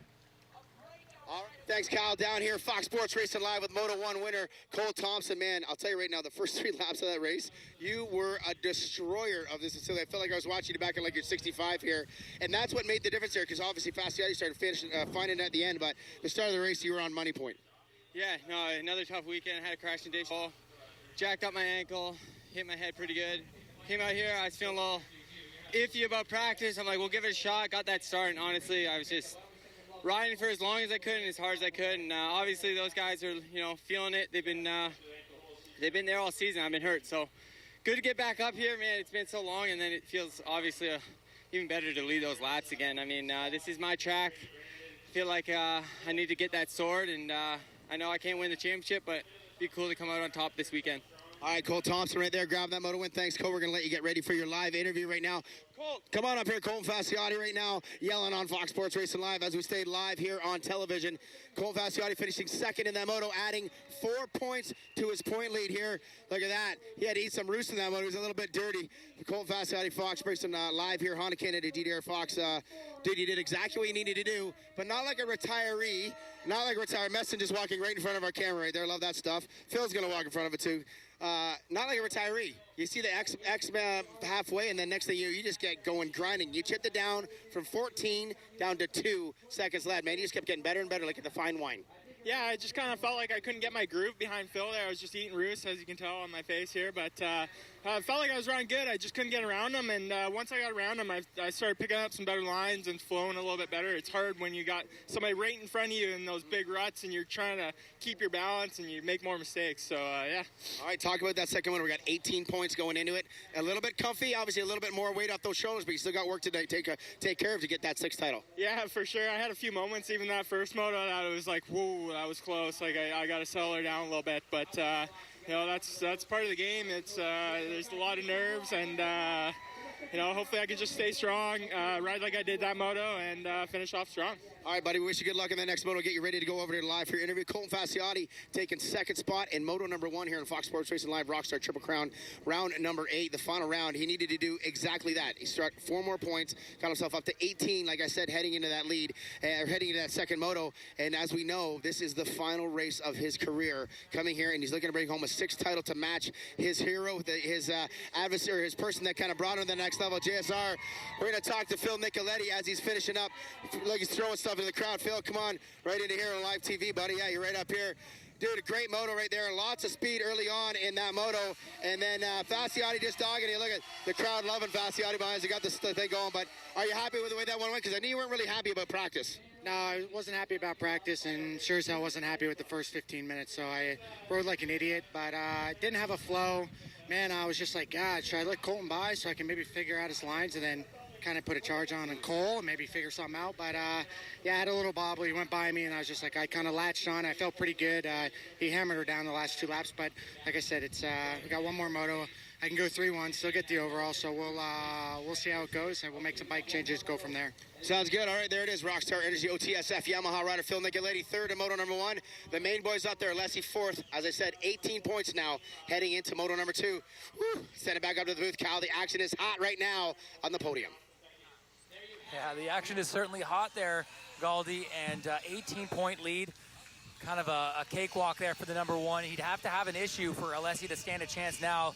And Alessi just not finding that groove there, not finding that flow that we've seen the last few weekends on the East Coast since Gopher Dunes. He's been the guy to beat. He went 1-1 Gopher Dunes. He had 1-1 in Moncton, and great finish there in Deschambault. But right now, we're actually going to talk to another teammate, Dylan Wright. D-Dub, side by side, and you got the holy poopy bar over there. This could be scary. I mean, yeah. Would you allow me to drive? If we, I would allow you to jump the natural double in this and this thing is serious. Oh my God. I don't think I could attempt that thing right there. Okay, as I just told you, I got to do an interview with you because you're winning things, and apparently you're kind of fast and doing stuff that's cool. So I got to do an interview with you. I know I'd rather poke fun and all that kind of stuff, but you're kind of the man this year, and we got 2 motos left. Pretty solid lead. Like, I guess I got to give some props. Yeah, is that how it goes? Thank you. I feel like this is like an intervention between you and I here right now. We are kind of laying down in a bit of a couch formation here, a bit of therapy going on. But yeah, no, this year's been going super good for me. Obviously, I had a little bit of bad luck out west and stuff, just with a few bikes and then getting docked and stuff. So, But I feel just that brings the story making it better. yeah, Because maybe you'd have a bit more of a lead. Maybe we might not even go, not to knock the other riders, but we may not be coming into this round with still a chance for everybody else. yeah. I mean, it's life, right? Anything can happen. It's racing, and I mean, yeah, like you say, we got 2 motos to go, and just gonna have to be smart out there tomorrow. Jack's been biting a few guys this week. Yeah, there's hay bales everywhere. Okay? Yeah. There's hay bales everywhere. I can attest to that. I've got some ribs poking into my lungs right now saying this other thing. Dylan, we've talked about it a little bit. We talk about it on the show all the time. It's all of a sudden like you've got this mad maturity. And that ain't something you can buy at the store. It ain't something you can read in a book. It's something you got to figure out on your own. Like, where did that just kind of come this year to say, look, I got the gift. I just need to make sure I can do it all the time, and because now you're doing it. Yeah, I mean, I wish I could have bought it at a store maybe 3 years ago. But Actually, before we talk, what do you think that would cost if there was a price on it? it'd be expensive. I think it would, right? It takes a lot of experience and a lot of racing. Okay, so pricey. Pricey. $75. $75. But definitely, yeah, I mean, just kind of slow down to go fast. Everybody's been telling me the same thing for many years, and I mean, I've always just kind of been the guy to send it and ride to the edge and try and go You as don't fast like as to listen? humanly possible, Yeah. I guess. And just this winter, I just worked on like being smooth and try and hit like my marks every lap, every moto I went on the track, and maybe not always be the most aggressive guy or put in the fastest lap times, but always just smooth, consistent laps. Kind of take a page out of Colt's book a little bit on like kind of like what he does, even with his motos and stuff that he does on the track, and just kind of keep it smooth and then bring it into the race. Obviously, if you practice like that, you're gonna kind of do that on the weekend too. It's just kind of what your body does. You get used to something and it just becomes like muscle memory. So that's kind of what we've been doing this year, and it seems to be working. I just kind of go out and try to have fun on my dirt bike and just kind of have a smile into that helmet every lap I get to do out there. You know, you've always been a pretty good fan favorite. I obviously feel like this year you probably got a little more eyes on you, lots more people watching. Do you enjoy that kind of spotlight stuff? I mean, you look cool when we're doing interviews and all that kind of stuff, but you enjoy the spotlight. Like, hey, Dylan, screaming, I want your goggles, I want this, and all that kind of stuff. Because tomorrow, you're probably going to have to walk off the stage in your underwear. Everybody's going to want your pants, boots, jersey, helmet. Like, you're going down like that. And we're on live TV, too, Bo. Yeah, like you say, I mean, it's cool to be, like, got in the spotlight doing interviews. You were there once, I'm sure, right? Yeah, 100%. I think I was begging for Tyler Medalli's underwear probably. I was going to say, you probably got something from Colton. He's been around for 45 years. Yeah, Oh, wait, that's his race number, not his age. That's his race number, not his age. Yeah, but I mean, obviously, being Colt's teammate and stuff, I got to learn a lot from him because he's been racing for a lot of years. And I mean, like I said, take a page out of his book. It's been working for him, so kind of try and put that into my program, and it's been working so far this year. And I mean, did the same thing with the fans and stuff. Obviously, Colt kind of maybe hides a little bit on race day and stuff, but it's all for mental to get prepared for the moto. He's probably hiding from you. Yeah, I mean, sometimes. Yeah. Sometimes. Scare him. Yeah. Scare him with all that aggression and stuff like that. Yeah. But kind of take that out of there. But I mean, obviously, being in the spotlight's good, but you also have to stay humble and be true to kind of where you came from. I mean, obviously. You know it's your been a long roots? road here. French roots, English roots? You speak Spanish? Chinese? Oh, Habla. habla español, señorita. Dos per cerveza, por favor. All right, and there we are back at Fox Sports Racing Live here for round 8 of the Rockstar Energy Triple Crown Series. Ryan Gauld and Kyle Thompson in the booth. There's our sponsor right there. Hit them up. Get one at the 7-Eleven down the road. There you go. Yeah, that's where you a get couple Rockstars. I think they have a great deal on those, like 4 for $7. 4 for $7? Yeah. Oh, my. That is Yeah. actually a really good That's deal. a great deal. You got a Dropping party. prices, slashing prices. Like one of those car sales. We're slashing prices on here on everything right there. I actually could go for a black cherry. Oh, yeah. You do like the black cherry. Oh, I got a Put a little call hooked in. on them the last few weeks here. Yeah. Got hooked on the black cherry the last few weeks. There's a lovely shot of the start gate going on right now. And the boys getting ready to line up here for 250 Moto number 2. And so much more action. We know that Dylan Wright has clinched that championship. So nothing on the line there other than pride. That But third place spot. Third spot. We can actually do those points as we went into it. So we lost Rensland. So he's out. definitely out. So there's a 4-point So gap. Madags and Welton were 3 points Sorry, apart 3-point, yep. before as they went into it. So they were second and fourth. So that's 4 Yeah. points. So now it's 7 for Medags over Walton. Great ride by Medaglia. Yeah. He's kind of securing that spot a little bit because we know he's good. He gets good starts. He listened to Galdi there, took that inside line, got himself almost a whole shot. I don't understand why more people don't just listen I to don't. me. I listen to you, buddy. I'm in your ear right now. You have to. So much going on. Look at that shot. beautiful track. Look at that. Track Love looks all sweet. of our great sponsors, FXR, Kawasaki, Fox. We made for motocross. And that part right there does look nice. Almost like you want to just kind of set up a chair. And I do. I want to go sit Actually, there. how and cool watch might that be for a fan section right there between those FXR Yep, things? the looking FXR at- fan section. Yeah, there it is. Maybe next year we can add that in there. There's a good shot of the Rockstar Energy, and of course the KTM crew. And of course KTM, a big supporter, and they just won the first moto of our 450 class with Cole Thompson. And now we got just a shot of off camera there. Brett Lee over here watering the track. And we are getting ready to get down to the dirty. They're just staging our 250 moto. And once they get staged, we will be right back with the 250. All right, there we are, live on Fox Sports Racing, back here for the Rockstar Energy Drink Motocross and Tour and Nationals. The final one, round 8, Walton Raceway. We are ready to go here for the next moto. The 250s are coming up next here, and Dylan Wright has already wrapped up that title. Ryan Gauld, Kyle Thompson taking a little bathroom break here. He'll be back in a couple minutes before we get hyped and ready to go for that moto. The boys are getting staged up on the line right now. Oh, our poor Rockstar can looking a little limp. It hasn't drank a Rockstar today yet. Somebody drank it all. Excited there, Kyle. Ready to go. So it is, yeah, it's struggling a little bit right there. But the shot of I love that Rockstar sign right there, getting covered in mud as the boys cross that finish line. And I tell you what, we're getting ready. That, like I said, the final 250 moto of the day. The crowd is still deep here at Walton Raceway, man. Such a celebration of the heart of motocross. Kyle Thompson's back after his little bathroom break. Hey, there's us on TV right there under that white tent. It's you know what, the motos are so together that I don't have much time. I had to go pee real quick. You're drinking all the Rockstar up here. I know, you're filling me up. Oh, God, somebody deliver me a black cherry on whoever's watching Fox Sports Racing in the pits. Bring it to the booth. Let's go. Yeah, there, good shot right there. So that is actually the start line turn right at the end for the Made for Motocross sign right there, the start line to the right-hand side. And that's the section right there where that Yamaha banner ends and the Yamaha sign. That's where Pettis crashed in moto number 1. Yeah, and then we went 100 feet forward there on the start line. That's where you crashed your last moto on 40 plus. Actually, we could probably zoom in on that bale. Actually, I should have to make a video of that and put it up on There's us on camera. Hey, Marty. So, yeah, it's a bad crash for you, but other than that, the track's held up really well today, and I see that even Brett Lee, the owner of the track out there, spraying some water. These guys are really taking good care of this track, getting ready for that 250 second moto. We've seen Dylan Wright clinch that championship and dominate that first moto. Pettis having a little bit of an issue early on and able to remount there into that third spot, kind of pull away from his teammate and kind of hang. Looked like he was hanging with Medaglia. He didn't have much to kind of run it in there on him, but good job by Medaglia. We've seen him win a moto here last year in that 450 division. He's got a chance at the overall, and let's see where Medaglia is. There he is, the Galdi inside gate. Ooh, hey, he's trying to go 2 for 2 on solid starts. Came into the first turn in 15th, came out second. And you say that, you give him that information, it's you got to cut back pretty far. It does come You back. can't tell in You this got at angle. least a good 15 feet or so from the inside of that gate to where you want to get to the point of the first kind of access of where apex of where the turn starts. So he's got to get the jump, or it's nothing. You're totally screwed. And you just follow the leader around those bales. or follow the leader around the bales, or you drive right into the bale.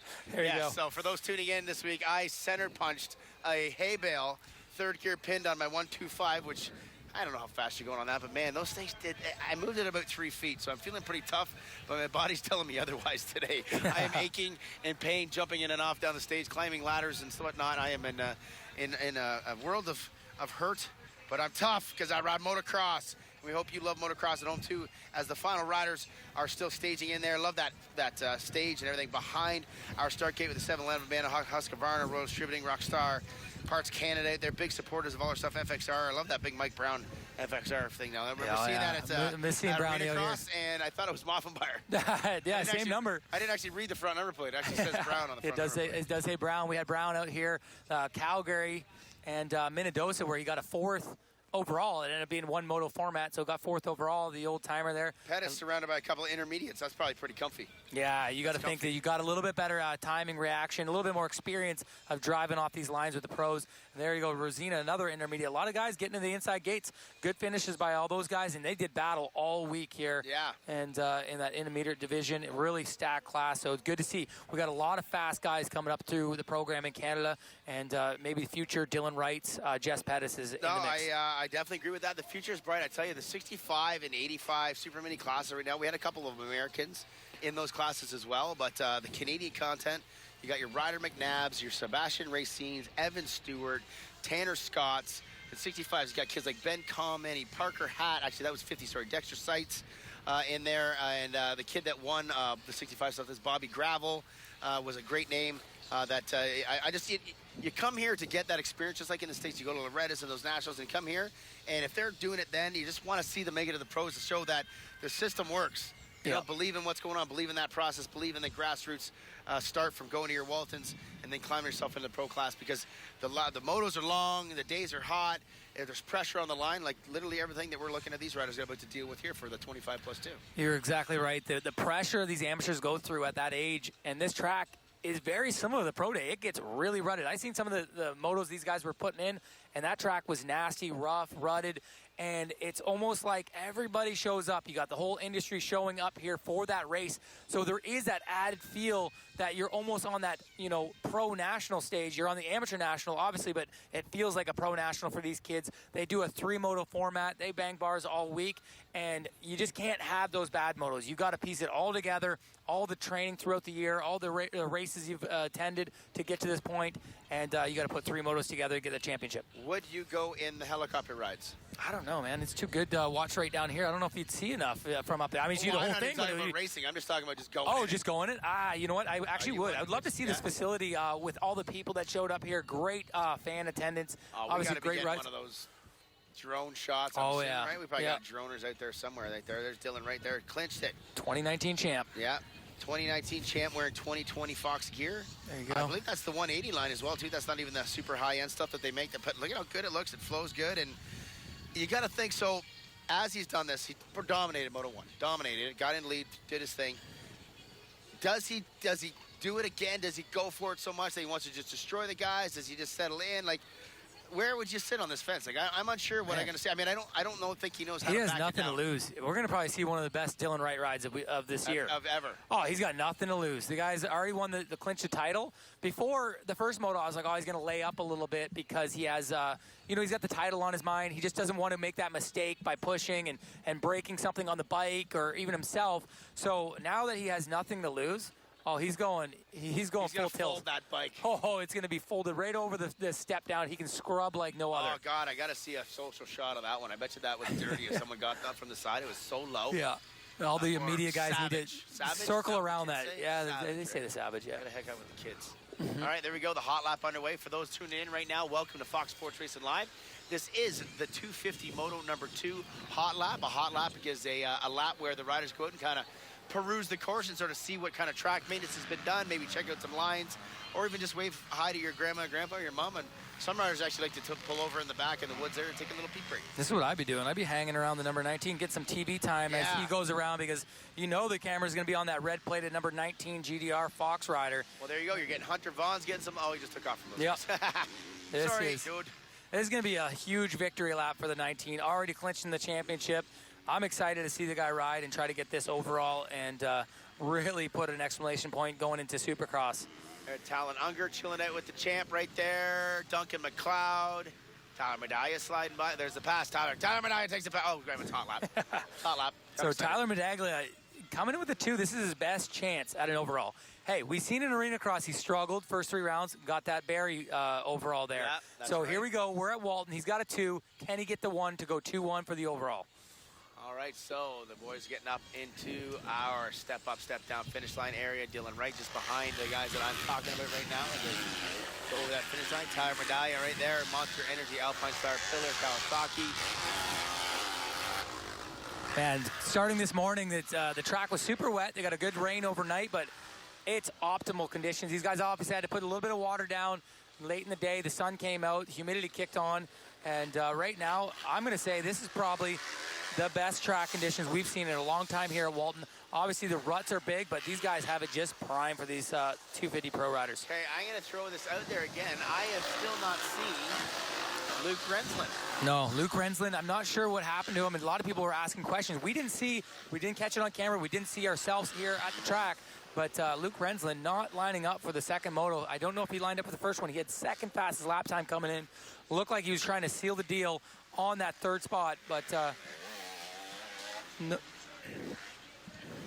So yeah, trying to get some attention. Actually, team manager for the MX 101 rides just down behind me here. I was going to try to get his attention, see if we can see exactly what happened or get some information on what happened to Luke Rensland out there. But yeah, unfortunate. I have no clue. I have no clue right now. Last year we've seen the MX 101 team last year come out here and really do a number on this track. We've seen Marco Canella get a podium, and it looked like he just didn't have it that first moto. He's been coming from behind, really sitting in that 5 to 8 range. Is kind of where he's found himself each moto.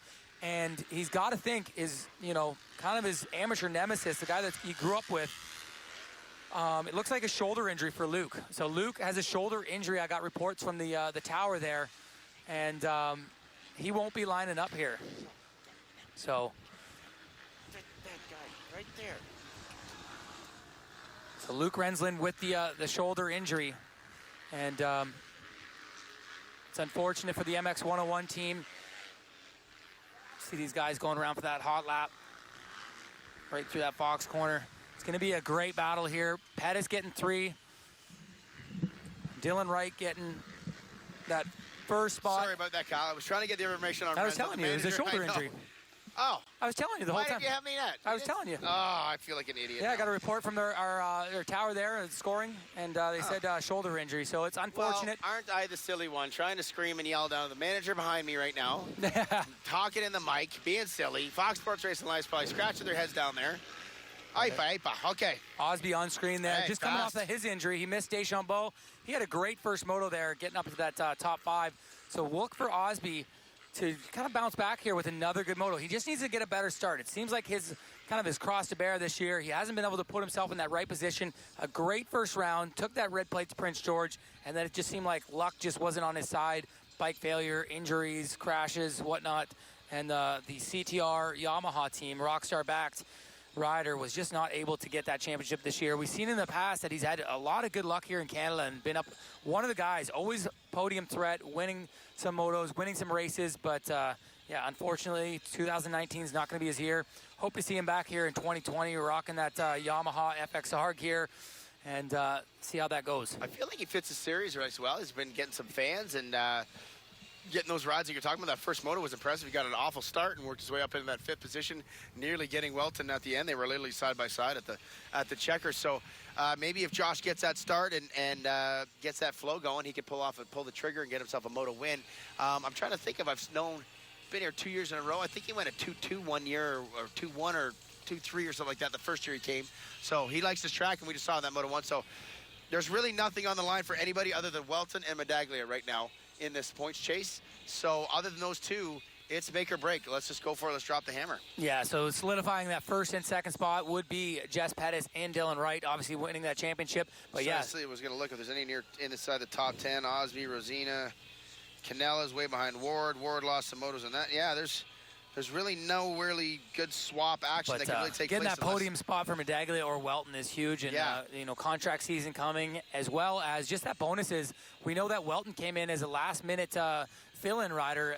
Joey Crown going down with an injury early in the season and not being able to fulfill his role. Welton comes in and is actually a bright spot in the Sky Racing. Obviously, they have Cade Clace in there back-to-back years, and he's had some great finishes, but nothing near the podium or winning motos or ever having a red plate. So that was huge for those guys. And going into the next season, they've got to want to bring Marshall Welton back and try to go for another championship. Actually, I've heard some good rumors out there as well between, I know that Adam Robinson over at the Monster Energy Alpine Star Pillar team has mentioned Welton as a sort of a likable kid they could fit, as well as the Honda Cane and GDR Fox, because with Colton Fasciotti retiring, there's a spot opening on the 250 side. I know Tanner Ward's name's been in the mix there as well. And back to the Monster team, they have already kind of sort of discussed the fact that they might move Tyler back up dual 450 for next year because of the way it didn't really work out this year. So I think that's a good fit couple for him. rumbles in the Bronx right there. So it looks like we're getting ready to go here. I got to take off this sunny glasses so I can see that screen. The 30 board is to the sky. We're getting ready to go. Paul Kingsley just making sure the riders can see that 30 board back to that start gate. We go. A few missing gates on that left-hand side. A few riders not able to make the gate. Got to keep an eye on that number 5 right up the very inside gate there again. Even Walton down 2 just from him. So both those guys got to get good jumps, and Pettis just a little bit left. Here we go. Heads down. Gate down. Who's going to grab that? Rotostripping.com. Whole shot. Tyler Medallia got a good jump once again. He's going to tuck. But it's going to be Tyler Gibbs. Wow. Tyler Gibbs, the privateer kid on the Kawasaki FXR gear Atlas brace. Look at that, Tyler Gibbs. And Jair Mitchell taking over that lead spot. Wow. Great start for Gibbs, though. We know he won that shift hole shot challenge the other day. Practiced. Yeah, so he was ready to go. And is that Marco Canella up there into that 3rd spot? It's Great gotta start. be, yes, I just Canella. mentioned him. Wow, what a whip. Jair Mitchell throwing it out to the skies right now. The first hot shot, right? Whoa, Canella almost thrown it away in the rush right there, maybe taking a chance away. Jair Mitchell did this last year. Remember, whole shot Moto number 1 and led for a few laps. Doing it again here in Moto 2. We know the kid's fast as well. And I'm seeing there's Dylan Wright already in screen inside the top 4 trying to get by Medallia. I like that he's got a bit of work in front of him here. He's got to get by Medaglia and Canella and Mitchell. So we're going to see if 19's got it in him. We know they just wrapped up the championship. Look for this guy to go forward. And there, Welton sitting in 5th. He knows what he has to do. He's got to get himself in front of the number 5 and try to get that point chase back for 3rd. Talking about Canella, he podium here last year overall for the first ever MX podium that he's ever had before. So it's going to be interesting to see if he can kind of keep it together. Looking at the back of the pack, Josh Osby dead last right now. Josh Osby not getting that start, dead last. So keep an eye on the 21 as he starts to work his way through. But the battle right now is between Canella and Medaglia as Jair Mitchell kind of stretching it out just a little bit. A couple of bike legs, maybe 1 or 2. Yeah, so look at this. I really like what Medaglia's got going on right now.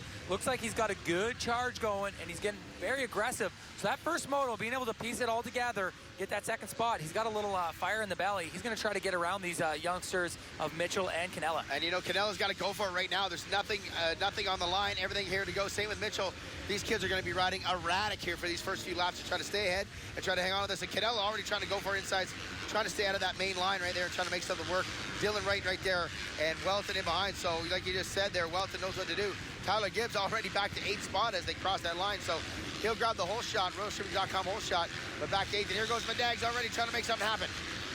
Monster Energy out punch out Pillar Kawasaki versus the 46 on the MX 101 FXR Rotostripping Yamaha. Look at him go up that, driving up that hill. It looked like he had him in the whoops, but Canella with his smooth, silky style just made it work. Bounced right out of there. And now he's starting to pressure Jair for that lead. And look at it, like a flat track down there. No ruts for these guys. So that's going to be a nice little comfortable zone where they can kind of let loose and twist that throttle. Yeah, one of those zones where you go inside or outside there. And which one of the things kind of reminds you of the way the 90s were in this track is when it gets ruts, you get those slot cars. But with that sort of weight is there, inside out, such good racing. And you can get yourself out of that roost, which is so key, especially in this moto here. You're going to watch these guys try to duck heads and get out of that roost because, man, it is like paintballs coming at you right now. It's not fun. Wow, look at Tyler driving around, trying this different line around the outside, avoiding that half single. Oh, I think he's made it work. Wow.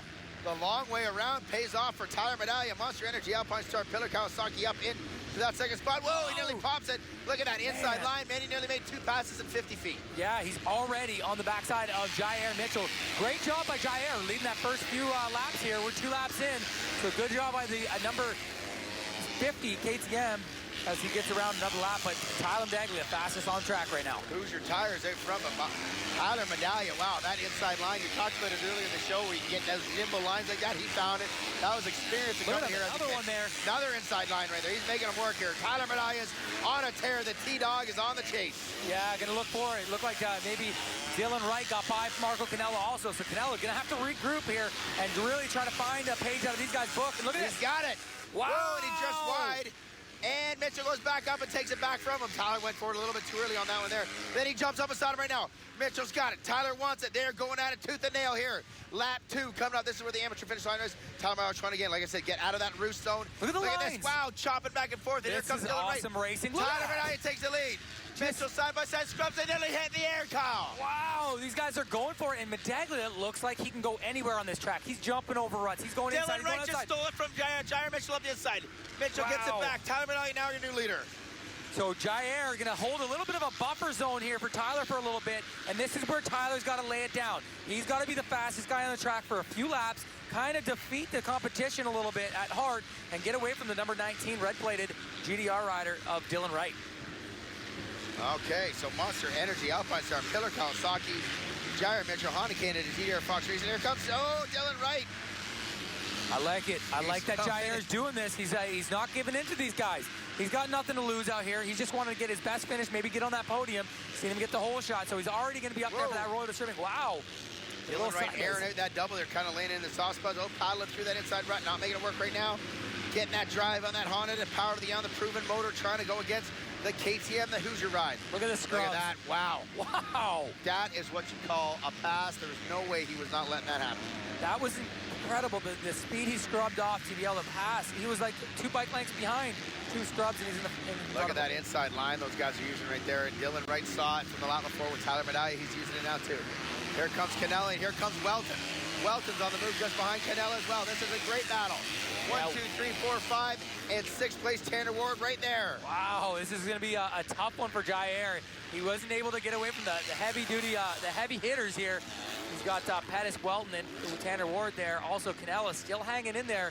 Good job by Canella. This is the best we've seen him all year. So, running lap times right now. Dylan Wright dropping to a 2:14.7 flat.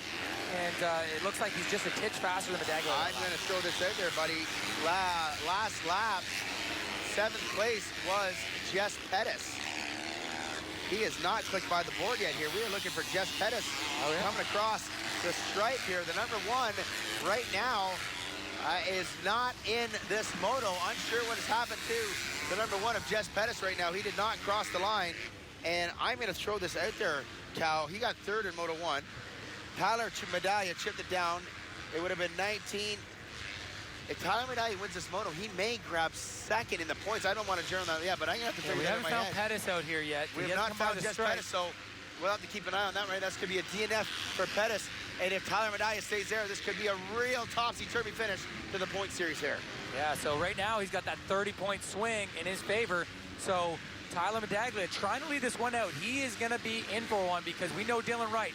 He's got nothing to lose, and he's got Tyler right there in front of him. So watch for this battle to shape up. But right behind them is a crazy good battle there. We see Welton all over the back end of the Hoosier rider, Jair Mitchell, the number 50 from Bermuda.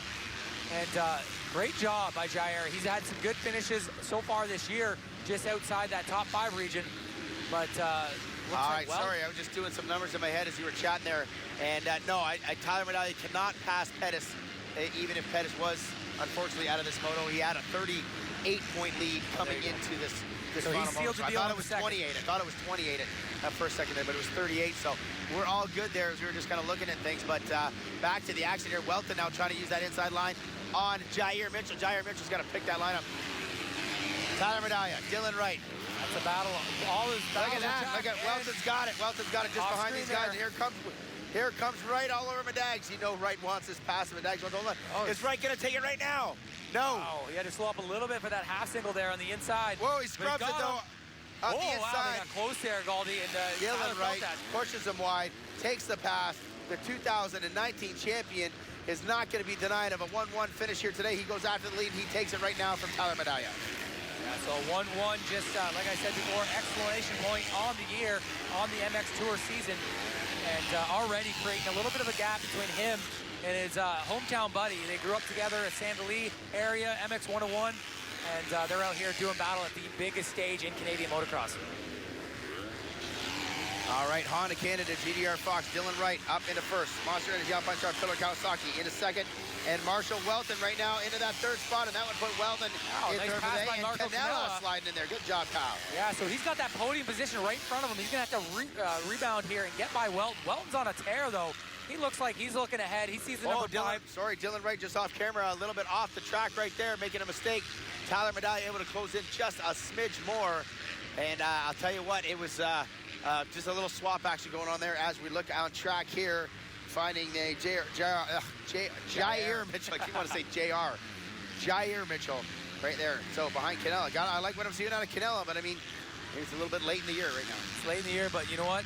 Team managers see this, you know, going out on a high note. We got Supercross in September and October. So he wants to get some confidence against his competition going into that. And it's great to see that he finally got a start where he belongs, kind of thing. He's always been fighting from the back, and that's a tough place to do, especially against this depth in field. We see a lot of guys that can get up there in the podium positions. All right. Royal Distributing, FXR Yamaha, MX-101 chasing down the sky, racing Husqvarna, the number 121 of Walton, Canella on that Yamaha, T. Ward into 6th, Pennington 8th, Weston, Rosita, Tyler Gibbs, and Quinn Amy out rounding out your top 10 as we go right now. And no, we do not have Jess Pettis on the track, so I'm not too sure if it's a bike issue or a body issue. He still has hung on and will solidify second in this series, but let's just hope something going on is okay with Jess Pettis. Yeah, I hope it's just a bike issue. You know, maybe had a broken something, lever, or just a mechanical failure in the engine. We obviously hope for the best for him, the number 1. Passing that off to Dylan Wright there in that first moto. Unfortunately, he's not out here right now getting points, but he's got second place solidified. But right now, Canella looks like he's starting to creep up on the backside of Welton again. Judging by timing scoring, there's almost a 1.5 second gap here. So Canella very comfortable as well at this track. Won many amateur championships growing up. So very good on this clay soil. His smooth style really helps him out here. And he's just going to try to run it in here and try to catch up to the 121 ride of Marshall Welton. All right, so Welton doing a good job, hanging on right now, wearing the 2020 FXR collection, just launching here this week at Transcan. Welton put in a solid motor right now. This right now shows on our points table that he would get 3rd overall for the day. That would leave him 4th in the series, though, because the real Tyler Medaglia has shown up today. Yeah, so Tyler Medaglia riding a real great race here. Trying to get back into that lead position, but he's lost about a 2.3 second gap now. And on screen, Canella, there's Medaglia on screen now. You've seen Canella just back there in 4th place trying to catch Welton, but Medaglia running a great race. He was very aggressive early. We talked about the last couple weekends, Galdi, where he hasn't had that youthful charge, you know, almost like the Michael Lessie in that 450 class where he can get away. He's had a few hole shots, just hasn't been able to put it together. But right now, great ride and very respectable. Dylan Wright is just on another level on in this 250 class. It's kind of hard when you look at that as a series. We're ending today. How do you regroup? You got, what, 9 months here? Well, sorry, a year, I guess, or 9 months before we start the series again. How do you regroup and find that speed? I guess the conversation is right now, is Dylan Wright going to stay at 250 or he's going to go to 450 for next year? He has the chance, or he's allowed to wear the number 1 next year and run that class. So as a team manager, what do? Do you find someone to fill the 450 spot? Or do you keep Dylan Wright in that 250 spot, or move Dylan Wright to the 450 spot? What do you thought on that? And that's a tough decision by a team manager. I want to say that Dylan Wright was on the fence of getting a ride with GDR after last year. Had some bad luck, obviously, but just those little mistakes that he makes was really kind of putting like a question mark on his contract. He got the contract, and then coming into the AX season, took that championship, came to the outdoors, really put a number on people, and he dominated this series, and there's no question mark anymore. He can pretty much write his own checks at GDR because these guys are going to want to keep him for the long haul. Yeah, I'd have to agree with that one for sure. I kind of honestly think that they leave him in the 250 to kind of slow the pace down. We watched him ride at Quebec last year on a 450. It was not a good day. It was a little scary. The extra power was a little bit thick.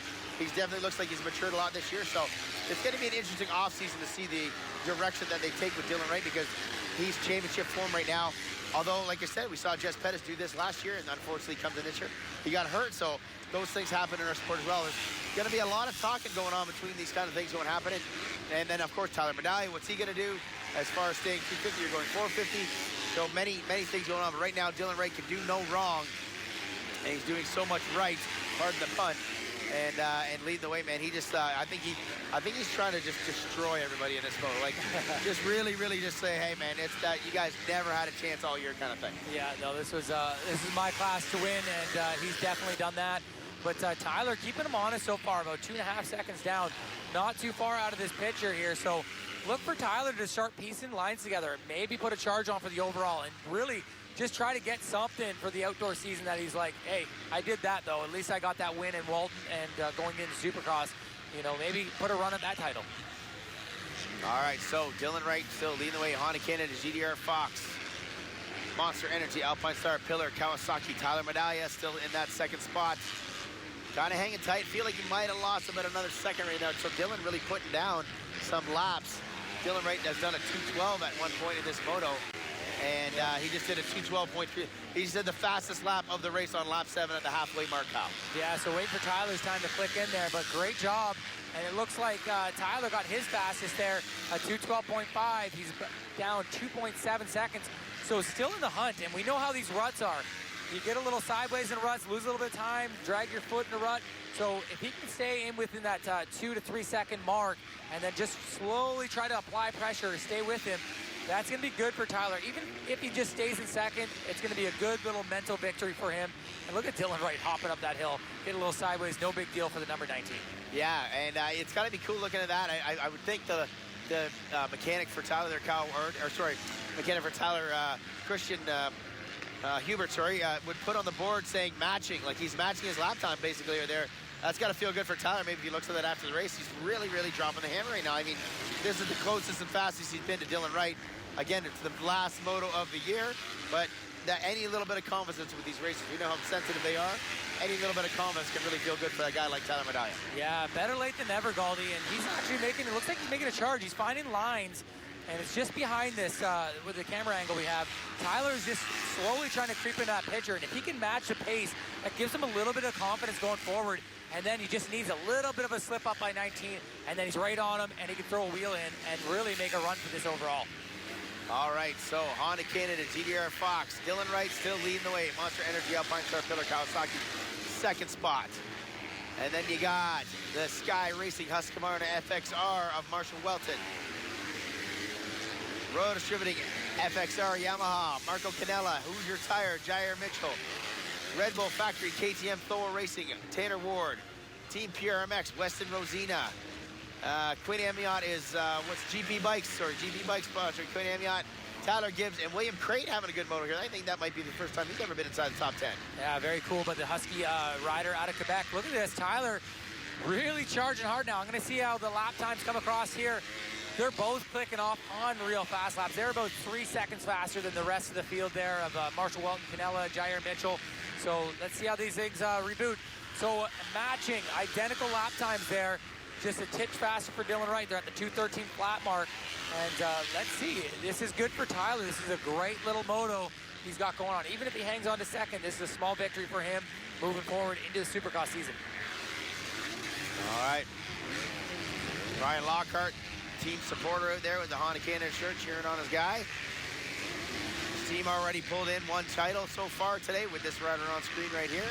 Looking to try to clinch 2 lap times that lap time around. Tyler again matching the pace of Dylan Wright. So yeah, Tyler riding good right now for sure. And love seeing the background there, just full of cars. A lot of people here today, Kyle. A very good turnout. Once again, Walton, we had a year off there in 2017. Kind of made a regroup and rebranded and refocused and rebirth, and we're back here, and we're getting great racing on the pro side, great racing all week long at the Grand National Championship as well. And man, it has been. Look at the guys there. They got the chainsaws out there. They're getting the boys going, especially Dylan Wright. They're all GDR fans. They got the GDR, the number 19s all over the body. So good for those guys out there. Really creating an atmosphere. Making it feel quite like a European. It's good to see some passionate Canadian fans. Yeah, look at Tyler. You can see when Tyler gets going, he gets that form. He's very aggressive on the bike. Love watching these two guys ride. Very explosive on the bike. They charge hard. They really aggressive, like hitting corners, jumps. And I'm pumped for Tyler right now. I'm really hoping he can just find an extra gear there and make a battle here for this overall. 100%. He's got about 2.7 seconds to make up here. They're about to get up to that finish line, cross into the points section right there. So we'll be able to check to see what the gap is again. And it looks like you said, Tyler pushing hard here in this moto. Real bummer that we lost Jess Pettis. He was running about 7th on lap number 1, and we have not seen him since. So let's hope it was more of a bike issue than a body issue, and he can come up and collect his number 2 plate after this moto. And number 5, just looking by us, Dylan Wright, 2:13.2. Tyler Medaglia, 2:13.9. So Tyler Medaglia a little bit slower that lap, 3.5 seconds for Dylan Wright right now in the lead. Marshall Welton, 8.8. That's going to move up to 10 seconds. So Welton, 7 seconds behind Tyler Medaglia, 10 seconds behind Dylan Wright right now. And the rest of the riders just looking through this track, starting to get a little dry. The sun is out. It's starting to heat up. all the getting the boil going down and starting to charge that thing. It's been a great day. It was kind of a sort of a quiet, sort of musty, wet morning. Man, it's been a beautiful day nowadays. It's really good temperatures for racing today. Yeah, it's perfect temperatures to finish off this year outdoors. And having that rain overnight is always good for the track crew. Obviously, you want to start the day a little bit muddy, and then the track conditions stay good all day. As you can see right there, I don't see much dust out there if there's any. And these guys are really laying down some good laps, Galdi. Like 2:13 still late in this moto. We're almost at the 10-lap mark. And, man, it's awesome to see these two Canadians duking it out. It looks like just when you think Tyler's getting close, Dylan finds another gear, and then he almost gets a little bit complacent there, lets a little bit of room go to Tyler, and they close the gap a bit more. So these guys really pushing the envelope. They've checked out on Marshall Welton. He's about 10 seconds back of that lead battle. All right, give you a little rundown right now. Dylan Wright, Tyler Medaglia, Marshall Welton, Marco Canella, Jair Mitchell. That is your top 5. In 6th spot, Tanner Ward, Weston Rosina, Quinn Amiot, Tyler Gibbs, William Crate, William Crate 10. Jeremy Mackay, 11. Colton Camp, Jamie Powell, Jack Wright, Hunter Vaughn, your top 15. Hayden Halstead, Christopher De Silva, Anthony Rosemary, Deegan Palmer, Davey Frazier, your top 20. Anthony Spadaccini into that 25th spot. And the overall right now as it stands, Dylan Wright, Tyler Medaglia, Marshall Welton, 1, 2, and 3. That's pretty cool. Marco Canella, actually, with this moto, he can finish up 4th. I know Tanner Ward sits 2 points back right now as it sits.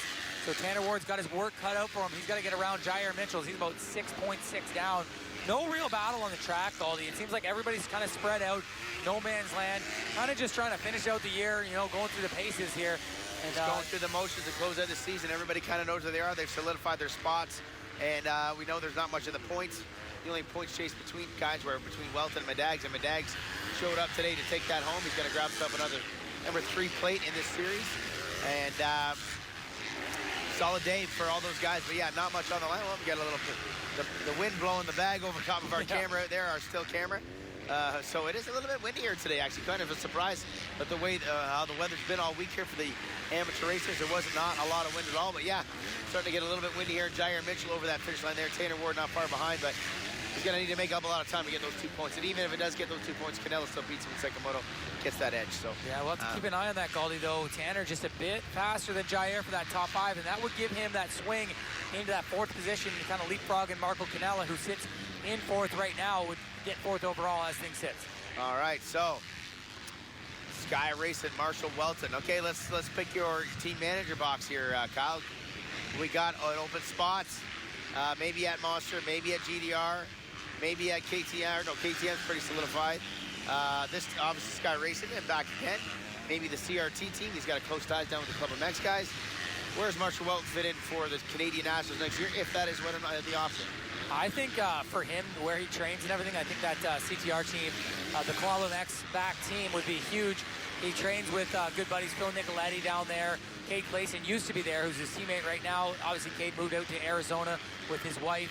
And now Marshall and Phil do a lot of training together. It would be very smart for that Yamaha team to kind of pick up on that. Obviously, Osby, if they're going to keep him, kind of have a good 1-2 punch here in that 250 class. What about that MX 101 squad here? Rensland was only a 1-year deal, I believe. Not that they're looking to switch up either, but Canella not having a great year either. Do they switch stuff up over there? Do they bring in another American? This year doesn't really have a super hot shot Yamaha kid coming up out of the amateur ranks to maybe choose from. So it's guys like this guy, Marshall Welton, that could stay claiming one of those positions. Yeah, of course. Welton has definitely proven himself here in Canada as a title contender. Obviously having some bad luck with motor problems, dropped him out. But Marco Canella, it would be hard to give up on him with the MX 101 team. Obviously they want to get him signed for a long-term deal because right now I feel like he's just in that sophomore slump. Last year, not much expected out of a rookie. Go out there, do what you got to do. When you come into your second year, you have that expectation build up, that pressure gets more intense on you, and I just feel like that's the type of year he's having, is he's just feeling that pressure. He's going to go in the off-season, figure things out, find another gear, and come back and be a title contender. All right, so we're clicking laps away here. We're winding down moto number 2, the final 250 moto of the year. Not a ton of action on the track, as we've kind of stated, not a lot of battles. Maybe back into that 9 and 10 position back there, but not a lot of battles going on. Marshall Welton still on screen here. We can go find Dylan Wright or Tyler Medaglia as well. They're sitting 1 and 2. That's third spot that we're looking at right now. Dylan Wright a 2:13 to a 2:16. So a bad lap for Tyler Medaglia right there. And yeah, now the gap is 7.1. So at 1-1 day, Dylan Wright did it last year here, 1-1 day, and then looks like he's going to try to do it again. Yeah, there's a shot at Marco Canella there. He's not too far behind Walton. Kind of the closest battle we have, 4.9 seconds back. So if Canella can start figuring out these lines a little bit better late in the moto, maybe have a little bit more endurance than Marshall Walton, we could have a battle on our hands for that third spot in this moto. It wouldn't change up anything in the overall, just kind of a nice little feather in the cap for Canella going into Supercross. And he definitely needs it at this point. I know there's a lot of frustration in the Canella camp, and he's definitely a talented rider, Galdi. It's just things didn't line up this year. Yeah, no, things didn't line up. Things didn't play it as they always you wish them to be, but solid last moto here in that fourth position right now for the Royal Distributing FXR Yamaha squad. There's the chip points, the running order on screen right there. Wright, Medallia, Welton, Canello, Mitchell, Ward, Rosina, Amiot, Crate, and Gibbs in 10th. This is a great moto for Gibbs. We haven't seen him inside the top 10 in a real long time, if at all, this year on the outdoors. No, he struggled to get in there. I want to say that he had a couple good rounds out west, but just nothing to really write home about. And Quinn Amiot sitting on that 8th spot. Great job by him. He's up for that Rookie of the Year as well. We talked about Tyler Gibbs, Sam Gaynor in that 450 class, as well as Jair Mitchell. And this is kind of like a nice little moto for Jair to really put himself in that race for that Rookie of the Year. He had some good finishes in Arena Cross. So it's going to be interesting to see who comes out with that Parts Canada Rookie of the Year. Always a nice little award to get for these guys, and kind of, especially when you have a tight battle with rookies. A lot of good talent coming out in that rookie class. All right, Marco Canella up over the finish line one more time, still sitting in that 4th spot. And yeah, man, whoa, Welton, a big mistake at the end of our steady cam, our lock-off cam right now. That is definitely going to open the door. And now Canella is within about a second of Welton. So that right there is definitely the battle on screen. And that is just for, we got the 2-lap board around the last time those guys hit as well. So just less than 2 laps to go. The only battle on screen right now is the one between Welton and Canella. Canella just leaving the turn. Welton just hit the jump. Lots of lap traffic in the way. That is what you hate as a racer. Yeah, so Spadaccini, they're up in the top 20 up there. They just go to the top 20. So Canella now, he got to a little hose there in that tight corner. All that ground he made up kind of, put him back a little bit. But you got to think that Canella has been in situations like this through amateur days. He knows how this track forms, where to find the lines and the speed late in these motos as he gets by Spadaccini and heading towards that twin tunnel there. Oh, yeah, Welton looking in the rear view mirror.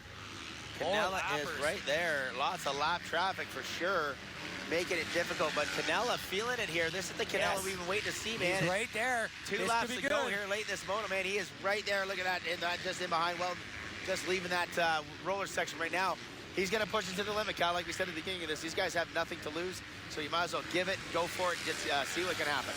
Yeah, so Canella dropping down here, and that's a good view of the number 121. He can feel it there. Gets by another lapper. That's Christopher De Silva. So these guys are passing guys that are getting the heavy points. So once you get into the point-paying positions, it gets tougher. These lappers don't want to give up the position as easy or give up a line because they're going for some valuable points that go towards a national number. And these guys right now, the coveted 2-digit, or if you get into there, that's single. The coveted 2-digit really showing that you've made it to the white flag is out. 1 lap to go. 1 lap to go to closing day. Dylan Wright leading the moto. He is already our champion. Can he make it happen and bring home a 1-1 to really showcase that time, showcase that day? Yeah, so Dylan Wright had a wicked scrub look back there for the fans over that finish line. We got heading up towards the natural one more time. Let's see if he gets a little fist bump here. Just a little look over, playing it safe. But what a great day. Obviously some great luck here last year going 1-1 and putting everything together. Not getting a championship, but this year 1-1 in a championship has got to feel like one of the best days of his life. Oh man, he's having a time. The celebration tonight is going to be wild at the Honda Canada GDR Fox 10 for the 250 class. His teammate right now 18 points heading into the 450 class. They could be bringing home double red plates under the Ride Red banner this year, Kyle. And that is the first time since Cole Thompson and David Millsaps in 2015.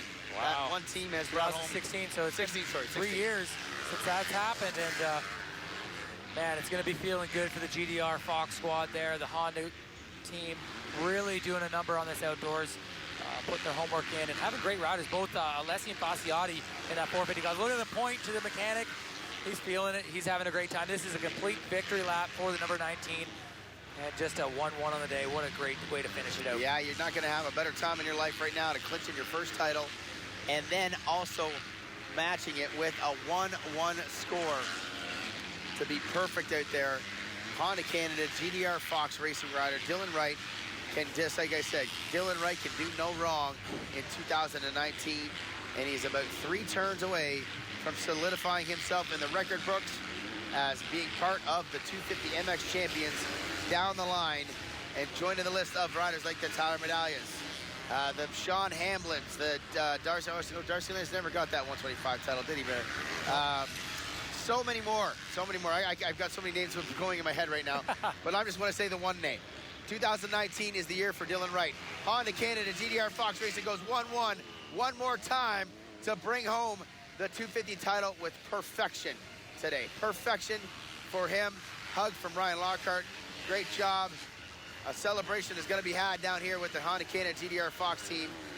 It is going to get wild up on that podium. That's a great ride there. Tyler Medaglia ended up with a 2-2 on the day. He's got to be happy with that call. He hasn't been too consistent in his motos, getting 2-2. Welton looks like he's going to lock down that third spot, third overall. All right, third overall. So it's still going to be Dylan Wright, Jess Pettis, and and Medaglia in the championship. Dylan Wright, Medaglia, and Welton for today's racing. Man, it has been crazy out here. A crazy afternoon. Honda Canada GDR Fox Racing. Dylan Wright wins the overall. We're going to head to commercial, and we'll be right back with our podium interviews and talk to our winners.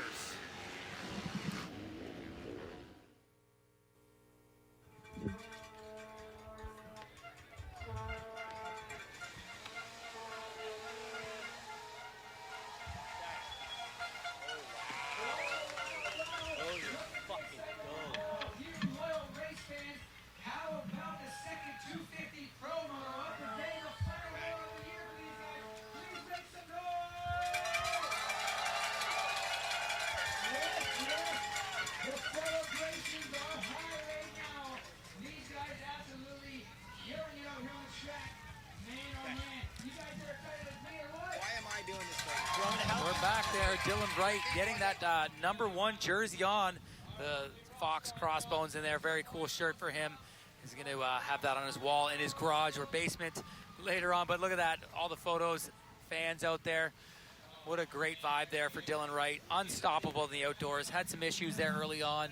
Some bike problems. A little bit of a docking there in the muddy Mendoza, but he made do. He came to the East Coast. He went on a 6-moto win streak, and then 2-2 in Deschambault. He came back and solidified that championship with a 1-1 here at Walton and just demolishing the field. Tyler Medaglia keeping him honest there for a bit. Lost a bit of time near the end of that moto. Dylan Wright just wore him down. So Tyler Medaglia getting second. Marshall Welton ended up third, getting third overall. Marco Canella fourth in that moto, fourth overall as well. Jair Mitchell having a great ride there, the young rookie out of Bermuda, getting up to that 5th spot. Great start by him. Royal Distributing hole shot. Sorry, that went to Tyler Gibbs, actually. Royal Distributing hole shot. It was very close. I think it's they gave it to Gibbs. Tanner Ward ended up 6th. Weston Rosina, great ride by him in 7th. He actually ended up 7th overall. And then William Crate, Quinn Amiot, Tyler Gibbs getting that 10th spot. So great rides, all those guys. Jeremy Mackay, Hayden Halstead, Davey Fraser, Colton Camp, Deegan Palmer, Jamie Powell, Christopher De Silva, Hunter Vaughn, Jack Wright, and Anthony Spetticini there finishing out that top 20. And then Keenan Peterson with the 21st. So good job by all those guys getting ready on the podium. Galdi is going to go down there with the winners. Obviously, a lot of awards to give out. We got the #1 plates. We got the top 3 overalls, which is going to end up being Dylan Wright, Jess Pettis, and Tyler Medaglia sealing the deal on that. Great job by him. Luke Rensland having that shoulder injury, not able to race today and lose out on the chance of being on that podium. And obviously got the podium finishers, Wright, Medaglia, and Welton for the day. So lots of awards to give out there. You see the bikes on that stage there, the Walton Trans-Can Amateur stage. And those guys, what a great day. What a great way to finish the MX Tour. Beautiful sunny day out here in Walton, Ontario. And it's Marshall Walton bike just leaning up against there. Great ride by him. Just not enough to beat Tyler Medaglia today and close that gap in on that 3rd spot. But look for him to come into Supercross. The Sky Racing rider, very well-rounded in that Supercross class. Racing in the States there for years, racing the Euro scene. He's going to be able to maybe put himself up into a title contention there and go from there. But getting ready for the 450s after this. We're just waiting to hear from some of the guys on the stage. Looks like Galdy's trying to track some of those guys down. So looking forward to the 450. Moto number 1 was Cole Thompson, Colt Fasciotti, and Phil Nicoletti. So those guys, all title contenders. Seen Fasciotti get very close to closing out that championship and moving into retirement. Last race for the number 1, the number 45 career number, Colton Fasciotti, going to try to close out that 6th title and take over the top spot from GSR. He's got 5 right now. They're matching. So one moto separates him from being history of the 6-time champion.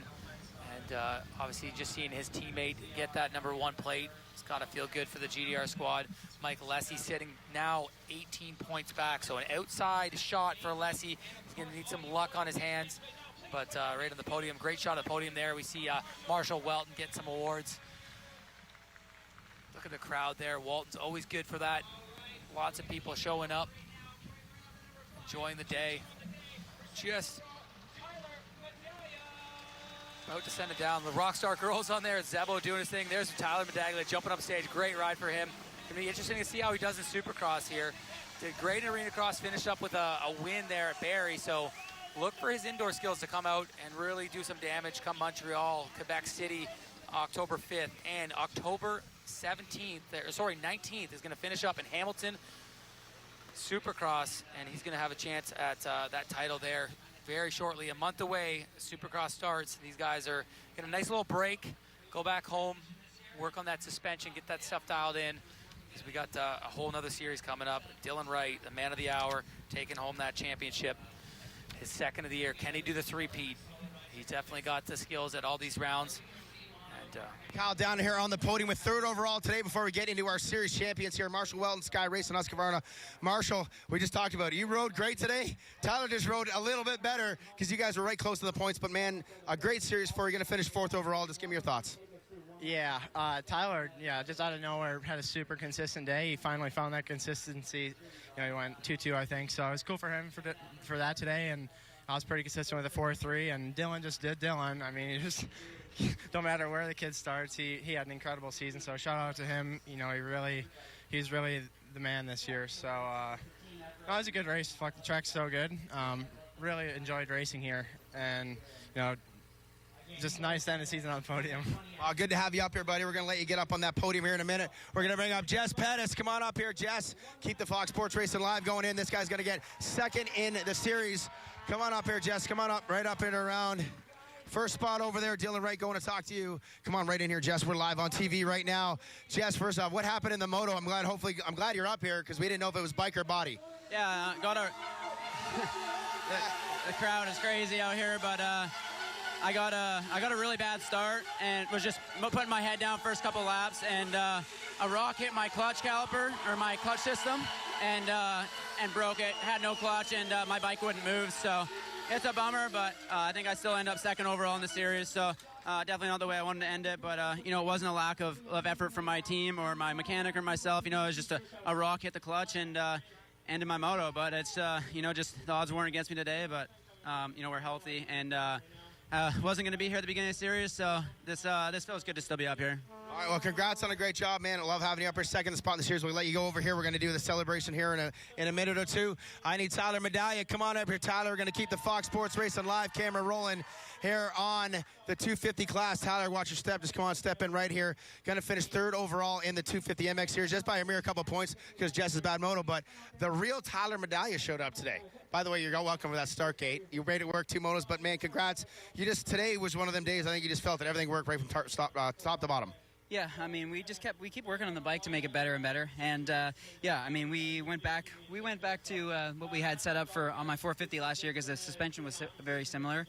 And you know what, I should have had it like that all year. But it was a good race. It was a good battle. I kind of got messed up by lappers in that 2nd moto because but that's the way she was. Well, you know what? Congratulations. A great way to finish out that series. We're going to let you come up here and do the serious stuff as well. Stay live on Fox Sports Racing. Tyler Medaglia, Monster Energy, Alpine Stars, Pillar, Kawasaki. We're just letting Dylan Wright finish his speech up here live for the crowd. And before we give him the MRC #1 plate, his first MX title in his career, going 1-1 today. Like, how can you argue with what he did this year as a champion, as a hero for Canadian Motor, carrying the flag where his counterpart, Colton Fasciotti, which we're about to watch here in that 450 class. I'm going to touch base with him in just a minute. He's a chatty fella now when he's on the microphone. He's thanking the crowd. We've seen chainsaws with smoke coming out of them, people painting the number 19 on his chest today with all kinds of stuff.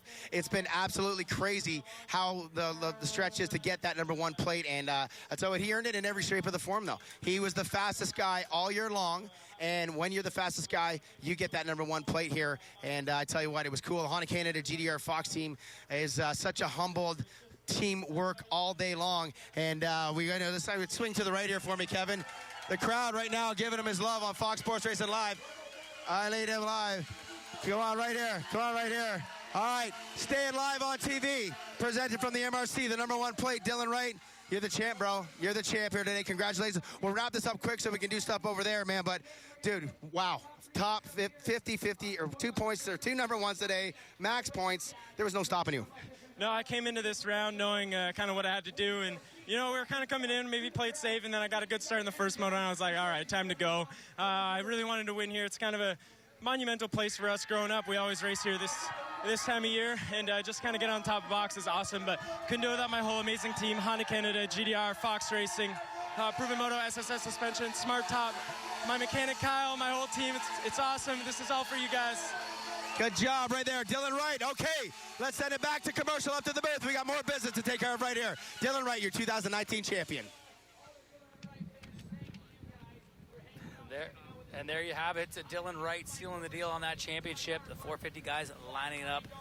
What a great vibe there for Dylan Wright. Good job all year long. Able to bounce back after some bad luck there at Minnedosa, some dockings there, get that red plate back and run away with it. You see the guys getting ready. Ryan Dowd, Mike Alessi on the line, Sam Gaynor, the rookie, just lining up against these wily veterans. And we actually have a quick interview there with Ryan Dowd, the friendly American. In the pool, the ice cold lemonade, the beer tent is open. Rockstar Energy, who's retired? Royal Distributing, everybody is out here for a good time. The baseball fan.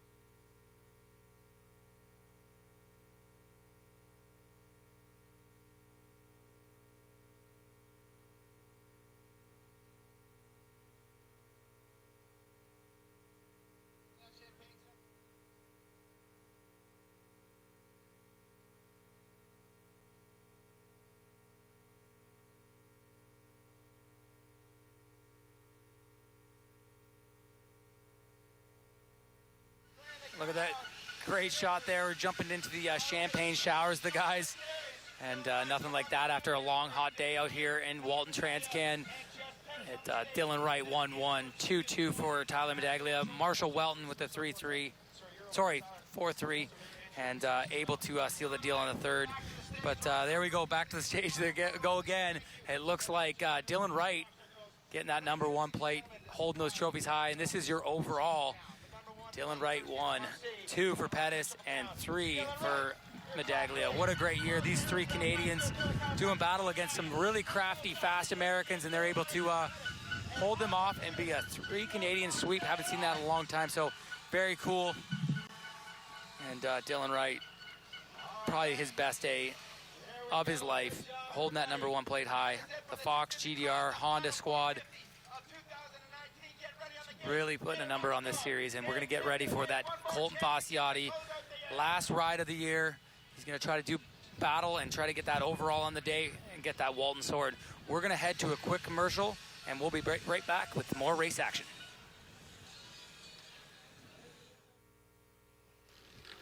Welcome back, Fox Sports Racing Live. Colton Fasciotti on the track by himself. Paul Kingsley, head referee, comes up and tells me, he says, hey, we're letting Kanger have his own hot lap. Or sorry, letting Fasciotti have his own hot lap. Magic Kinger there? They were showing, Magic Kinger out there. And what a legend. Oh my God, that celebration up there was crazy. Yeah, it was wild. The Oh, GTR fans going nuts over there. The red Too smoke much stuff. going, champagne Too flying. much stuff going on. Oh my God, I hope my media people got lots of shots of that stuff. So Colt Pasiotti on camera right now, doing his last hot lap of his pro career. And what a pro career it is. 18 seasons, started back in 2002 as a 14-year-old on a Kawasaki 125, and here he is on a Honda 450, trying to lock down that 6th championship. And going into this moto, he's got an 18-point lead over his teammate Mike Alessi. So Alessi, an outside looking in, he's going to have to get some luck on his hand. And Pasiotti really taking his time. And this is going to be an emotional little ride here. You know, all those years, 18 years coming to this place, and this is his last Walton Transcan as a pro in the 450 class there. He might come back and race some Transcan Vet Master, who knows? Oh God, imagine if he comes back and rides Vet 38. Nobody wants to see that. Everybody would be so mad. They wouldn't even race. The vet riders. Although, I look look at everybody clapping. Look at them all. Look at the people on the track right now. This is the end of a legend. Yeah. As far as the racing goes, like it's going to be quite the celebration down there if he pulls this off. I mean, he's got an 18-point lead, so it's going to be pretty far-fetched for it not to happen here, man. The celebration is going to be electric up on that stage. I really hope that these guys just go 1, 2, 3 in the moto, so it makes it easy for the series too as well. Because I had Marshall Welton in there in the race thing and trying to do the live stuff, and it gets tough there last round. Unfortunately, everybody that usually helps up there decided to be somewhere else at that time. So I'm a little ripping Rockstar break, trophies and get a little drink. all that good stuff right there. Nobody still delivers up a black cherry, eh? No, not yet. Happen? Trying to track That down those didn't Rockstar models, but they got work to do. They're back on the start here for the 450 class. All right, so the final 450 moto of 2019 getting ready to go here, and man, it's gonna be a good one, I think. I mean, Cole, your bro there, was pretty damn hot those first few laps, so you got to think if he gets that start again, it's going to be a little bit of a destruction coming out there, because man, he laid down the laps. He said that in his interview when I did one there with him. He said, I just laid down the laps because I knew I was probably going to get a little bit tired towards the end. He's not still 100% from the back injury he suffered there before Gopher-Dune. So it's, but yeah, laid down the laps. But that's the guy right there, gunning for his 6th Canadian title. Bitter, what do you think's going sweet through his moment mind there. right now? Oh man, he just wants to. I think he's thinking about ice cream. He might be, but man, it's crazy. What a great career he's had, and 18 years as a pro rider. Holy, can't even hold a job down for 18 months. Oh God, that's a good one. I like that right now. Well, you've had this one like 18 months now. Yeah, so we're good. You're about to We're on break the your same record. level. You're about to break your own record here. No, the history behind it all and the storyline and how it all goes is everybody just wishing him luck and high-fiving him and saying, man, it's been a pleasure. All these kinds of things probably coming out of dads and sons and racers and competitors, and he's probably been busier today than the Rockstar girls. Yeah, Right? definitely. A lot of people would want to grab a picture with him, and anybody that's going to get a piece of his bike, a number plate, a jersey, a glove, goggles. Taylor stealing his thunder, man. What are you doing, Taylor? I'm just kidding, Yeah, Richard buddy. Taylor there. Great moto by him. But, yeah, anybody that's going to get a piece of memorabilia from Colton Pasiotti today, that's one to put in a glass case there and really, enjoy that. Yeah. I wonder if he's got a mantle. I've never seen him share anything like that on social. Like he's got like a mantle or anything with all the stuff set up on. He's probably got something. Got a man cave there nice and pretty. in the basement there. Lots of old jerseys and All stuff right, like Kate that. Clayson up the inside. That Richard FXR Taylor. gear looking really sharp Yeah, there, it is Goldie. nice stuff. Yeah, purple and I'm actually gonna take my shades off to Yeah, see it's the hard to entire see. colors. There's like a blue. The purple blue. I like that. That's a nice setup right there. As again, we go back to the 18-point leader in this 450 class.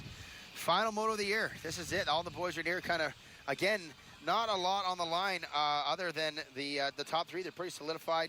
Thompson winning that first moto edged a little bit closer to Nicoletti by 5 points. So he is still down by just a little over 30 coming into this moto. So he is out as far as the top three go. And so we're going to see how that irons out here today between Mike Alessi and Colton Pasiotti. 18-point difference coming into this final moto. And Thompson way more into the middle of the gate compared to where Pasiotti and Nicoletti are. Yeah, closer to that box, almost middle inside there is the Rockstar girl going across with that Moto 2 board. So we're ready to go. We're going to have 30 minutes plus 2 laps, last outdoor of 2019. And close the door on this and open the door on Supercross as we get ready for that fall series. So Montreal, Quebec City, and Hamilton going looking to close out 2019 Triple Crown. But right now, we're at Walton Transcan. We're going to do battle for one more time in this 450 Pro class. We got the Fasciotti, the Thompson, the Nicoletti. I feel like the slew of exact others. same gates were open in the 250 class. Yeah. There was a few guys missing. A few guys missing again here. Fasciotti up the inside. Daryl Murphy with the slickest point in the game. Right there, All getting business. the riders ready. There is no joking with Daryl. No, he's making sure all the riders get the proper time. You know, if you got an issue with your goggles or your bike, you get that 2-minute time so they can sort that out. If you can't sort it out by then it's too late, and you got to, push your bike back to the pits. But here we go, 30 board. Lovely. Julia and Stella ready to go. The final RoyalDistributing.com whole shot of 2019 for the MX Tour Rockstar Triple Crown Series. That board's going to go sideways. We're going to see the guys' heads get down, and we're going to see the final start for outdoor races here in Canada for 2019. It has been an unbelievable year. We thank everybody on Fox Sports for joining us live all year long to watch history in the making, to see if Colton Fasciotti can bring home 6. The heads are getting ready to drop. The gate is not far behind. Who's going to grab the RoyalDistributing.com whole shot? One rider on the very outside getting a crazy jump. Alessi, that one is pretty easy to figure out right there. Mike Alessi grabbing that whole shot. Chase Marquier off to a good start in this moto, and Fasciotti right there. Yeah, so Fasciotti already trying to move into second there. Marquier with a great start, but he's nothing for the champ there as he swings wide. Looks like Cartwright. I can't see that.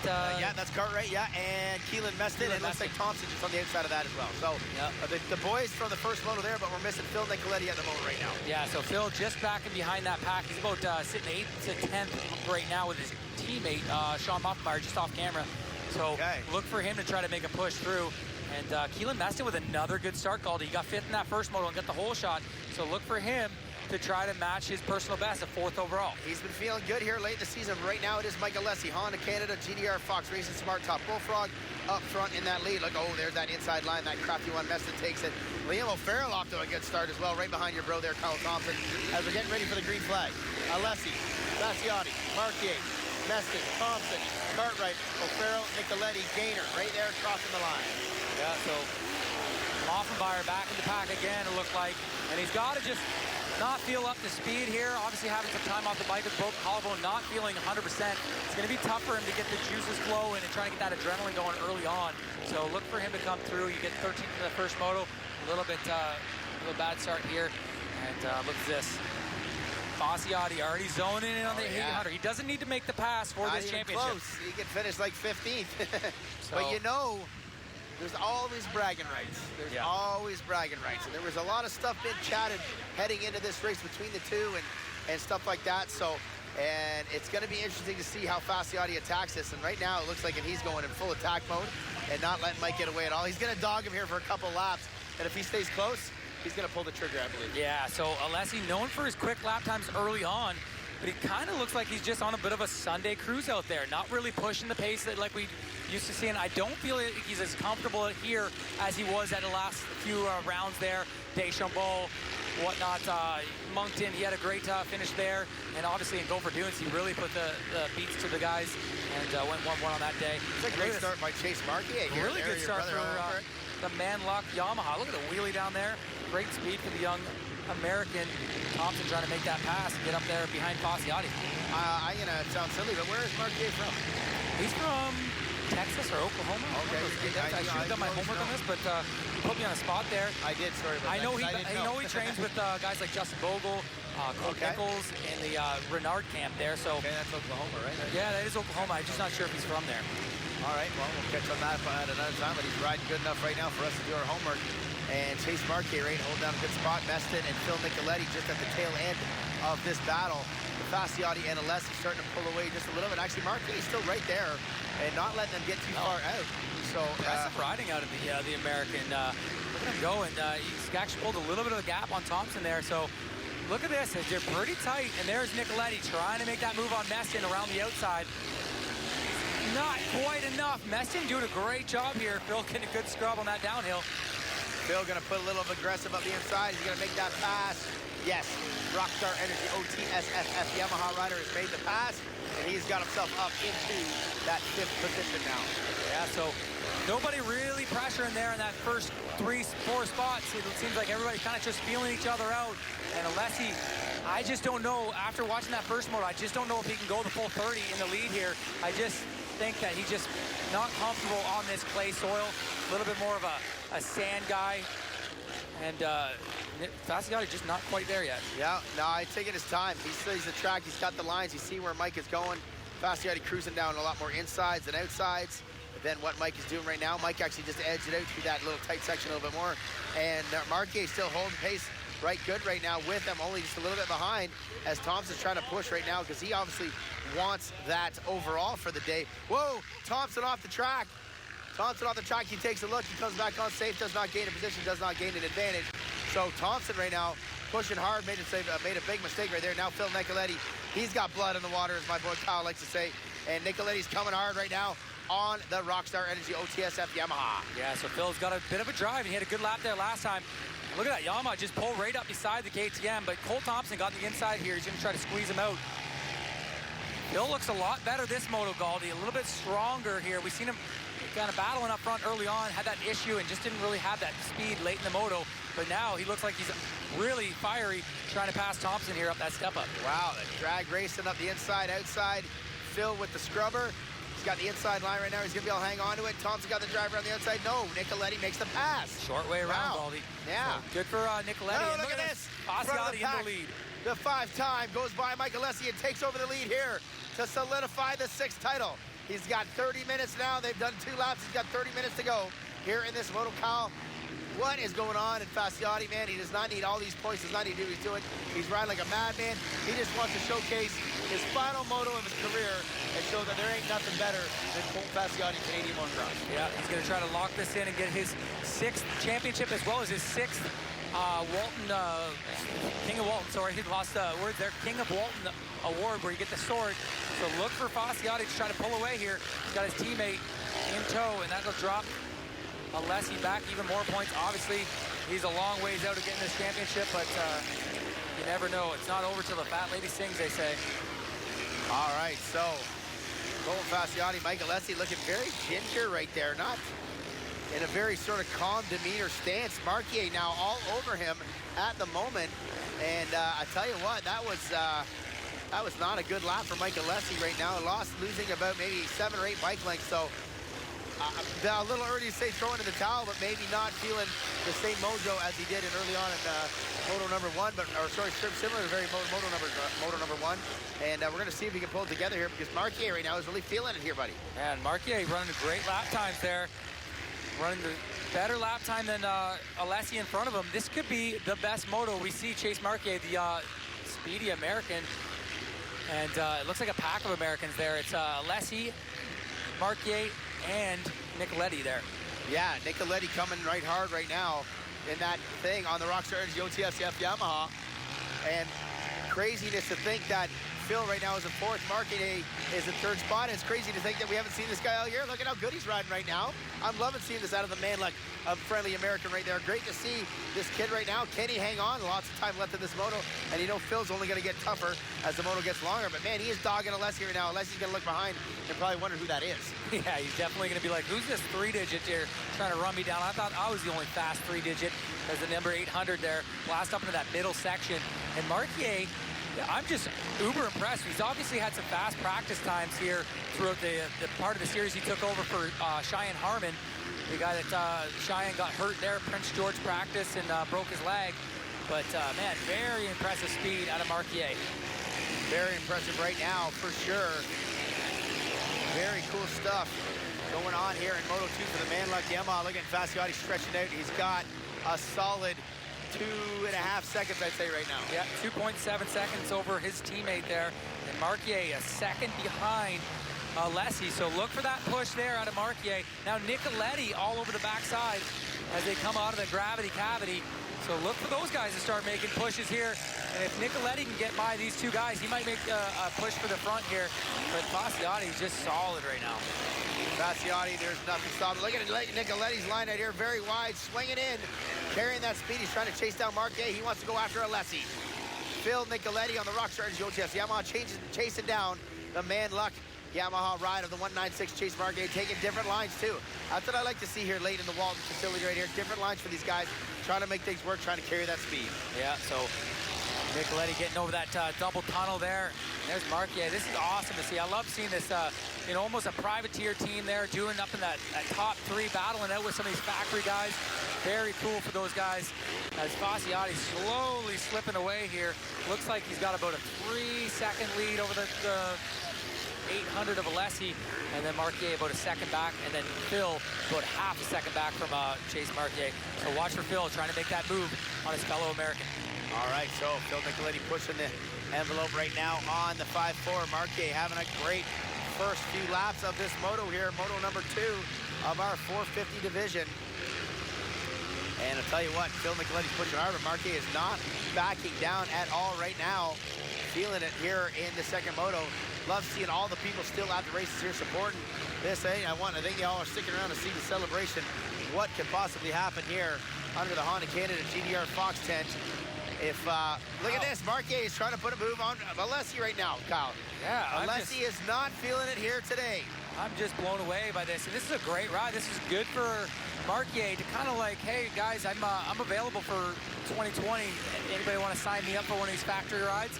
As the Team Manluck rider is doing a number here in this second moto. All right, so yeah, looks like Fasciotti a 3.6-second gap there over Alessi.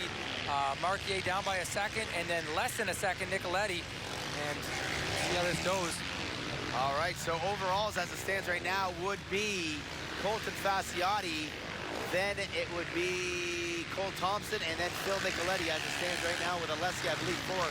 But Marquier slipping there. I can't remember what Marquier got. Marquier back into it. So Phil got by Marquier there. Looks like Marquier must have misplaced a rut there.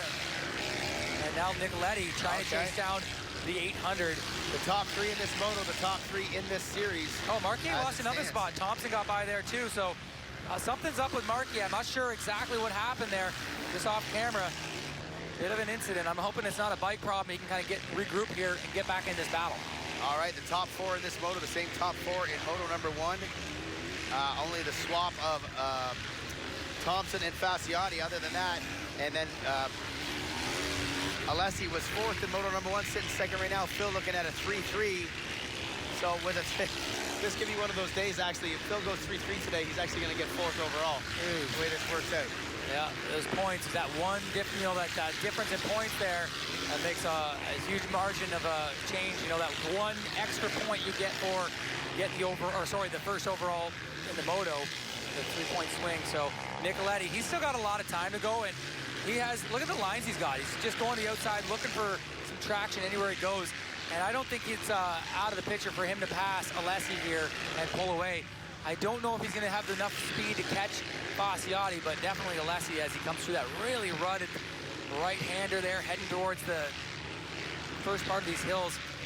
Yeah, he's closing up. Obviously, he had Marquier in front of him last lap, and now he's within a second of Alessi. All right, so Nicoletti pushing hard right now on that Rockstar Energy OTSF Yamaha. There he is, trying to go to that inside line. That's been working for a few other rides. Alessi goes outside and pretty much opens the door, but no, gets to drive and hangs on it for the time being. They're paddling side by side right now. Almost looks like Alessi's just over it, and then he just goes, oh, no, I'm not done yet, and pins it and takes over that position. Now Nicoletti to the outside on this long sweeper here. Very technical section here, Goldie. Very technical, standing up like the Euros there, and Nicoletti's got the pass. Yeah, right around the outside. Rockstar Energy OTSF around the outside of Mike Alessi on the Smart Top Bullfrog Spas. Honda, the number 800 right now, checking in, but going a little bit backwards as it stands. And not like Mike Alessi like we normally see, but some stuff out here happening to Mike Alessi maybe in this moto again. We know he has a... He's shaking his head there, Goldie. I don't know if something's going on with his bike. And similar to what we had Marquier do the last lap, kind of just bike setup messed up. And I see him shaking his head over the natural, so it looks like his bike's having an issue. He doesn't seem... Still pushing right now. Thompson now right on his back end. We got a flat tire maybe there. No. Hard to say. No, he's still able to get traction over that slippery face. But Alessi not the same Alessi we've seen in that first 5 laps of this race. Slowing up just a little bit, Nicoletti getting by. Now Nicoletti has his sights set on the number 1. He can see him just ahead as Thompson tries to make his way by the 800 GDR rider of Mike Alessi. Yeah, so Thompson now pushing hard on the Red Bull Factory KTM Thor racing bike right now. The number 16 charging hard down the hill. You can see that Alessi's having some sort of issues out there, not able to push that charge that you normally see out of Mike at these points. Look at Mike just going wide, opening the door right up for Cole. And wow, he just gave up right there, Kyle. He did not even put up a fight at all. I'm not sure what's going on. He just doesn't look like he's putting an effort out. Maybe he's got arm pump. Maybe he's got that hand issue. We've seen in Deschambault. He got out front early in Deschambault, and he just wasn't able to finish that moto out. He gave way to Nicoletti and Fasciotti, and that was it for him. So Cole Thompson making that pass to third. Now he's got Nicoletti right in front of him, and Fasciotti not too far out front, about a 2.5-second gap over Nicoletti. All right, so Alessi back to 4th. Nicoletti looking to go 3-2 on the day. Sitting 3-1, or 1-3 would be Thompson, and then 2-1 for Fasciotti would be the overall. So top 3 overall. Alessi sitting 4th on the day with a 4-4 ride. Marquez still hanging into that 50. Okay, lap times are in, and it looks like 3.7-second gap back to Nicoletti, but Thompson fastest on track right now with a 2:13.9, about a full second faster than your leader. So this could tighten things up if Thompson keeps pushing Nicoletti forward and they catch up to the champ, and we could have a nice little battle to the end this year out in the MX Tour. All right, Rockstar Energy OTS FF Yamaha ride. Phil Nicoletti sitting in second position, trying to push it in there, trying to close that gap. He's pushing hard right now. He's said that he had to make some couple bike changes in between motos there. And right now it looks like it's working. He's pushing hard. Thompson's right there as well. Both riders are going to take the champ right down to the wire. Yeah, they're going to make him earn this one here, Galdi. Hey, I know they're probably like, we know you're retiring, but we're going to make you work here on your last day of work. So let's see how it goes. Nicoletti, he can definitely smell and taste that blood in the water. He's closer this lap in that roller section. And Thompson just losing a little bit of ground to Nicoletti. Gonna try to make it up in that back section. All right, so Nicoletti on screen right now, using those outside lines, got that leg up right now, and then deep ruts. Put the Yamaha power to the ground. Look at him twisting that throttle. The elbow is below the knee almost, coming through that long straight section down into the start first turn. Rockstar Energy OTSFF Yamaha FXR backing him up. And we know Nicoletti, he gets stronger as this moto goes along, and I feel like his lines this moto are a lot better than last one. Looks a lot smoother out there, just charging the ruts, able to get through some stuff a lot smoother. And he can see the number 1 very close to him. And once you get that little bit of a momentum swing where you're gaining on your competitor, it's nothing you can stop. It's like a freight train coming through. Big time, Kyle. You are correct. You are correct. I feel like Phil is closed in again. We'll take those lap times. Next time you're able to look at the clock when they cross that finish line. Halfway board is out, halfway board is out. That's the board we talk about with Nicoletti. He sees that. He's like, it's go time. Fastest on track, Nicoletti, 2:13.08. Thompson a little bit quicker than Fasciotti, but not as fast as Nicoletti. So this could get interesting here late in the moto, Galdi, and this is going to be a barn burner for Nicoletti-Fasciotti battle. This has been going on all year. Bet 30 boys hanging out here at the end. Battling the new Canadian void filler there. Cole Thompson going to fill the void of Cole Fasciotti. When he retires, he'll be our next Canadian hero here in our 450 class.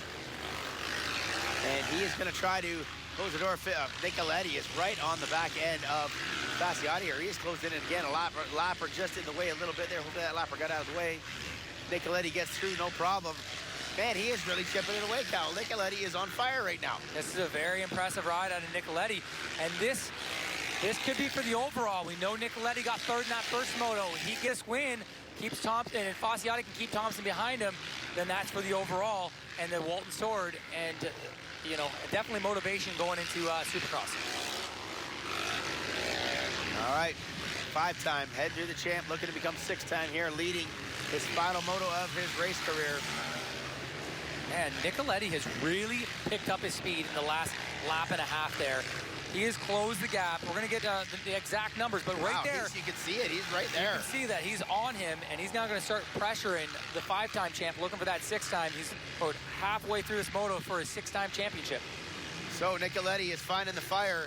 Like you said, the X-Man bring it, and the X-Man cometh when the X-Board come out. And Phil Nicoletti is finding his speed here and finding the mojo late in this moto.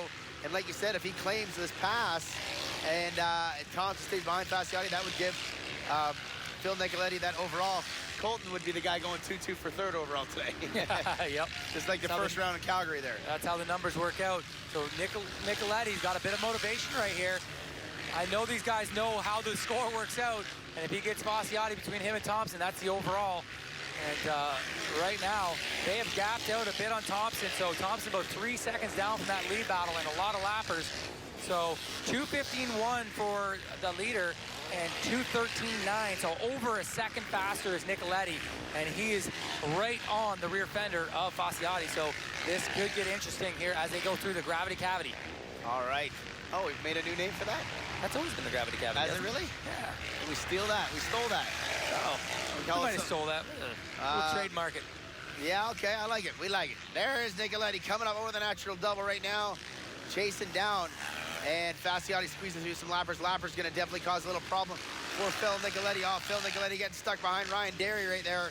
Going to lose maybe a half a second or a couple of bike lengths. Cameron Mead now, and then Nicoletti picking up. Whoa, Nicoletti. Oh, he didn't know where he was there. Yeah, he picked the right line, yeah. Mead trying to move out of the way, getting in the way.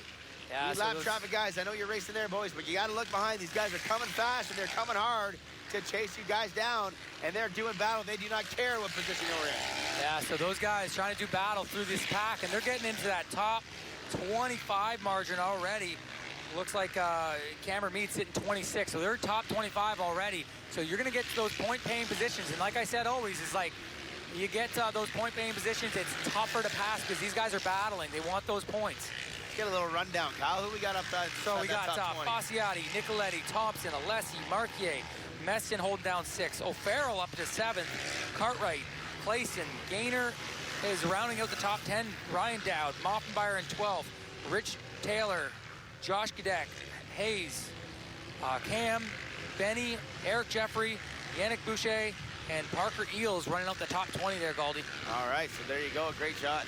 Great job there, Kyle, letting us know what's going on in that side of the top 20. A few other battles going on around the track, but how can you leave what's happening right now between the leaders? Phil Nicoletti just chipping away little by little, and it seems only when they get into that lap traffic scenarios when it gets a little bit crazy, a little bit.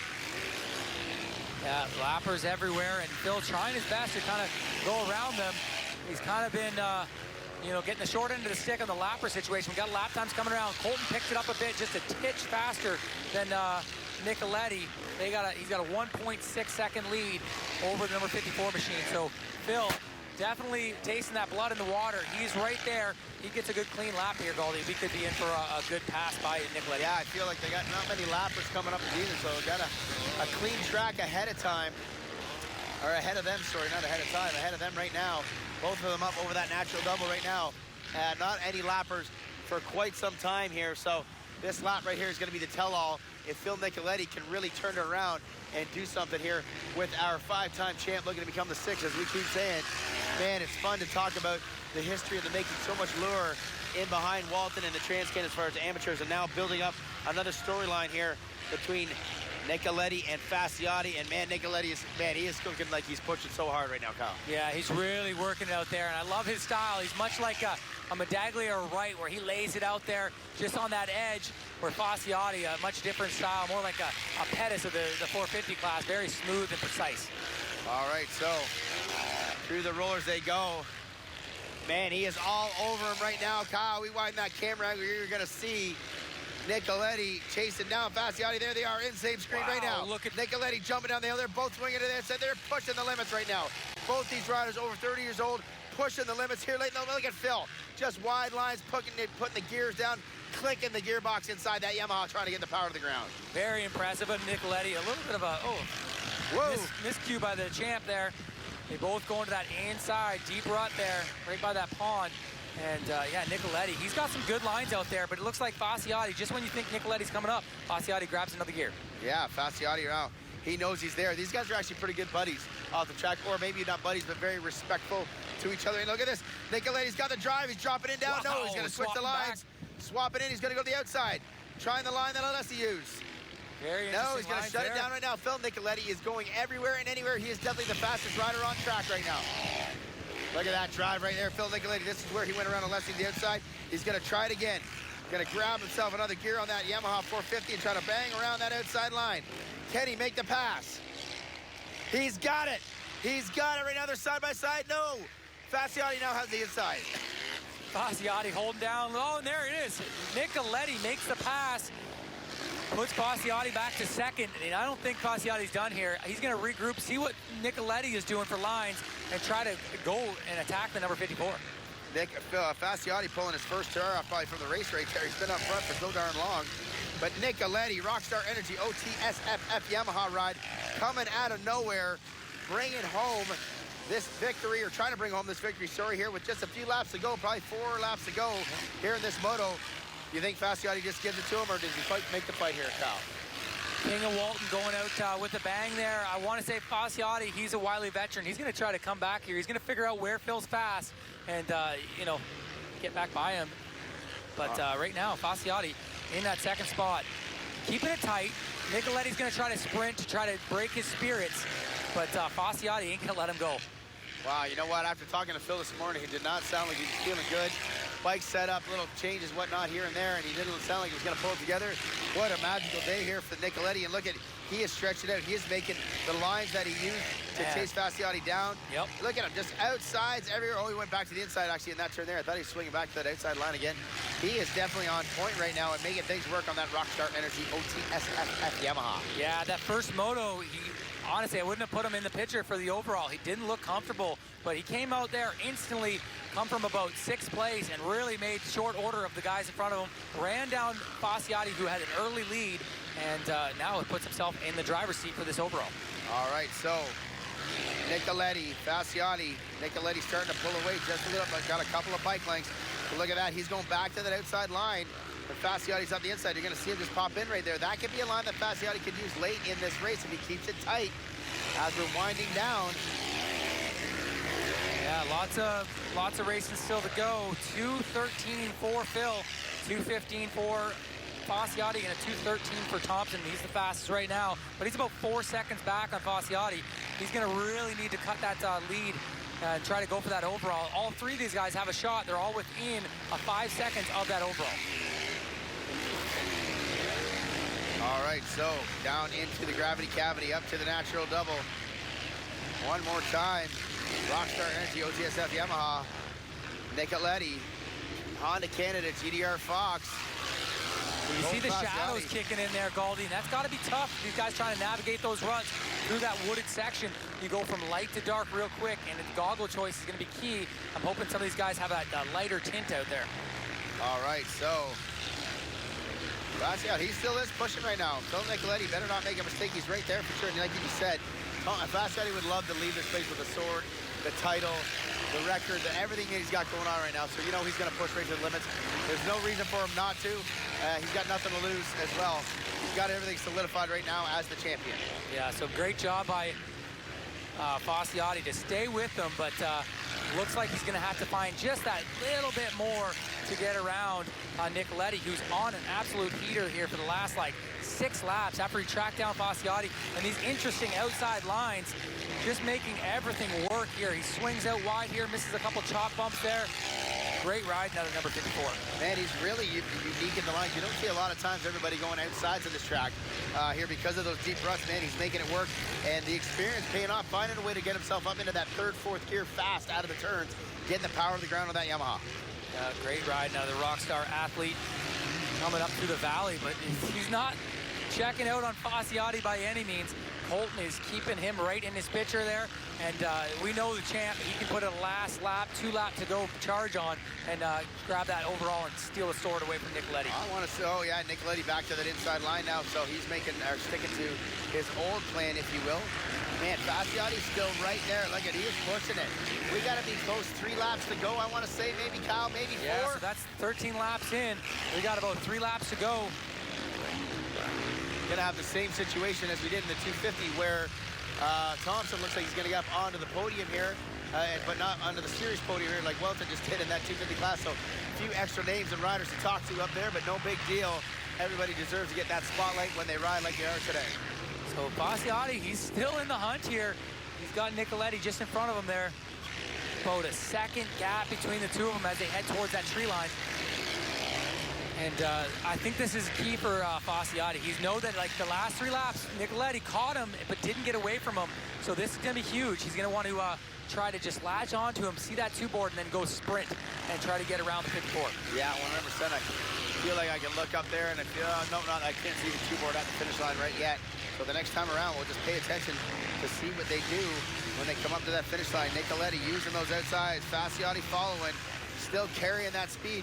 These guys are going so fast right now. You said the last lap time was what, a 2:14 for Colton Fasciotti, which is the fastest right now on track. So they were doing 2:12s in moto number 1, I believe. I think your brother did a 2:11, so not far off that first moto pace as well either. No, good for them. It's dry, it's slick out there in a lot of spots. The ruts are nasty, so these guys are still really fast out there. Look at the blue flags waving. Lots of lappers still to come. And lap 13, I want to say there's got to be like 2 or 3 laps left for these guys. We're going to see as they come by the stripe this lap if the 2-board is out, and we're going to be an all-out sprint battle for this sword. All right, so getting ready to come down to the last 2 laps of the 2019 Rockstar Energy Triple Crown MX Tourer Series here at Walton Raceway. You are live, or sorry, we are live on Fox Sports Racing. Thank you for tuning in today. It has been an absolute magical day. We've already crowned Dylan Wright as the 250 champion and looking to crown Colton Fasciotti as the 450 champion. And there it is, 2 laps to go as these guys are gonna do it. Does Fasciotti have? Does he want to do it? Does he care to do it? Does he need to do it? This is the question going through his mind right now. You know what? Go for it, champ. Let's see what you got. You're going for the 6th time. Let's see if you can bring home the sword and bring home the win. There you go. So Fasciotti, just a titch off that lap. He's lost a little bit of time, but I don't think it matters. They're a bit of a yo-yo match here between Nicoletti and Fasciotti of what sections are fast. And it looks like Fasciotti, 2-lap board, that's a go time. You know when he comes by that mechanics board, they're going to be like, let's go, champ. Let's get this. Let's seal the deal on this one. You know what I'm watching now right now? They're not really doing anything different. There's no lines different between them whatsoever. So Fasciotti's going to have to change something up or do something drastic if there was a pass attempt to be made here in a lap and a half to go, Kyle. Yeah, so Phil Nicoletti holding down those good lines. Man, I feel like Fasciotti is the closest he's been in the last little bit. He's been close, but he's right there. He's in striking distance. He gets a couple good ruts together, and he can close the door on this and take home that sword. His 6th sword, his 6th championship, all in one day. Oh, yeah, 6th sword, 6th title. Moto win overall. So much on the line here. He's already got one knocked off the bucket list, the championship, what he came here to do. And he just went through that whoop section the fastest I feel like I've ever seen. He is going for it now, but Phil Nicoletti is not making it easy. God love the kid's heart there. Phil Nicoletti pushing the limits right now. These guys are absolute warriors here, Kyle, to finish off an amazing 2019 series. Yeah, we got a lap and a half to go. Nicoletti looking strong still here. Getting his outside to inside lines, very crafty out there. He's gonna really want to sprint here and get away and not let Fasciotti have any chance at this. No hope here for the number 1 if Nicoletti can keep pace. All right, so Rockstar Energy, OTSFF, Honda Canada, GDR Fox Racing. Right now, 1 and 2. Phil just pulled it ahead just a little bit there, maybe 3 bike lengths. So Fasciotti a little bit slower this lap, I believe, as we're getting ready to cut. The boys are coming up to the white flag. 1 lap to go here in 2019. And 1 lap to go for Colton Fasciotti, this 5-time champ, almost 6-time champ here. 1 to go, and he'll get that. Wow, Colton Fasciotti, an absolute icon, legend, hero in our series, in our country here. He has raised the bar so many years, never given up, couple of bad injuries along the way, but steadily the best Canadian rider for the last 10 years. Take a little quick look over his shoulder there. Yeah, Goldie. he's checking. He's looking, see where the number one, how much of a gap he has. He actually has a comfortable lead now. He's got the biggest lead he had since he's taken over that number one spot. And it's you never give up here. You know that wily veteran, he's just right there in your rear view mirror. He's not giving up either. All right, so Nicoletti right up in the switchbacks right there, no problem. Fasciotti in tow as they come into the amateur finish line area right now. Lappers, and they got blue flags waving. Good job out there. And then the lapper moves right back into the main line. Doesn't take a look behind, but Fasciotti enough behind right now. Look at the chainsaws. They're just going. Those chainsaws are crazy up there. I don't know if you heard them in the live TV. The fans were just loving every minute of what was going on. And Nicoletti, about 3/4 of a lap, half a lap to go to seal down another overall victory. We've seen him Deschambault, a great ride there, taking that his first overall in that 450 MX Tour. Now he's ready to lock down the second one. Another look over his shoulder, making sure he's got that room, that Fasciotti's not going to drive it in on this corner here as he swings wide. He's looking comfy right now. He looks back. He's got about a second now or so. I think Fasciotti may have thrown in the towel just a little bit. He put in a hell of a charge. Put in all his eggs in that basket here. He came here to do the work. He wanted that overall. He's going to actually get third overall the way these guys are going to finish. Coming into this final round, or final few laps. 2 corners to go. 2 corners to go for Phil Nicoletti on the Rockstar Energy OTSF Yamaha. What a ride. Wow. We just said the same thing. Yeah. What a ride. That was unreal. Truly amazing to see what he's done. But there it is, the 6-time Canadian champ. Let's get on to Phil Nicoletti. Let him cross the line first, and then get right back to Fasciotti there. An unbelievable moment in Canadian motocross. Rockstar Energy OTS Yamaha. Phil Nicoletti going to grab the win. But the 6-time Canadian champion right there, Colton Fasciotti, Honda Canada GDR Fox, changes the record books and becomes the greatest Canadian racer in the last generation, the last 20 years. Unbelievable. Look at him. He's taking a victory. Like, keep those cameras on. And Phil Nicoletti's like, hey, man, I want to say congrats. I want to give you a high five, man. I want to give you a high five. Cole Thompson coming across, going to finish in that 3rd spot, going to get 2nd overall for the day. Nicoletti going to grab the sword here at the Transcan. Wow, what an amazing moto. All the fans, all the crowd getting down to that stage here to finish off. And, man, what a... Kyle, I don't even know what to say. I'm a bit speechless right now. I've never seen someone claim 6 titles. I haven't been around the Ross area. And Phil Nicoletti and Cole Thompson making their way up to the stage, waiting for Colton Fasciotti. Not too sure, he's lost in the trees. We've lost him in the trees. There he is. He's coming up over the natural double. Sorry, I'm not even looking on screen. Oh, there he is on screen, too. Look at this. The champ giving 5s to every fan out there, giving him the love. Right there. Very cool moment Colton there. Fasciotti, Honda Canada GDR Fox, 6-time Canadian champion. We are going to commercial. We'll be right back to take over all of the celebrations.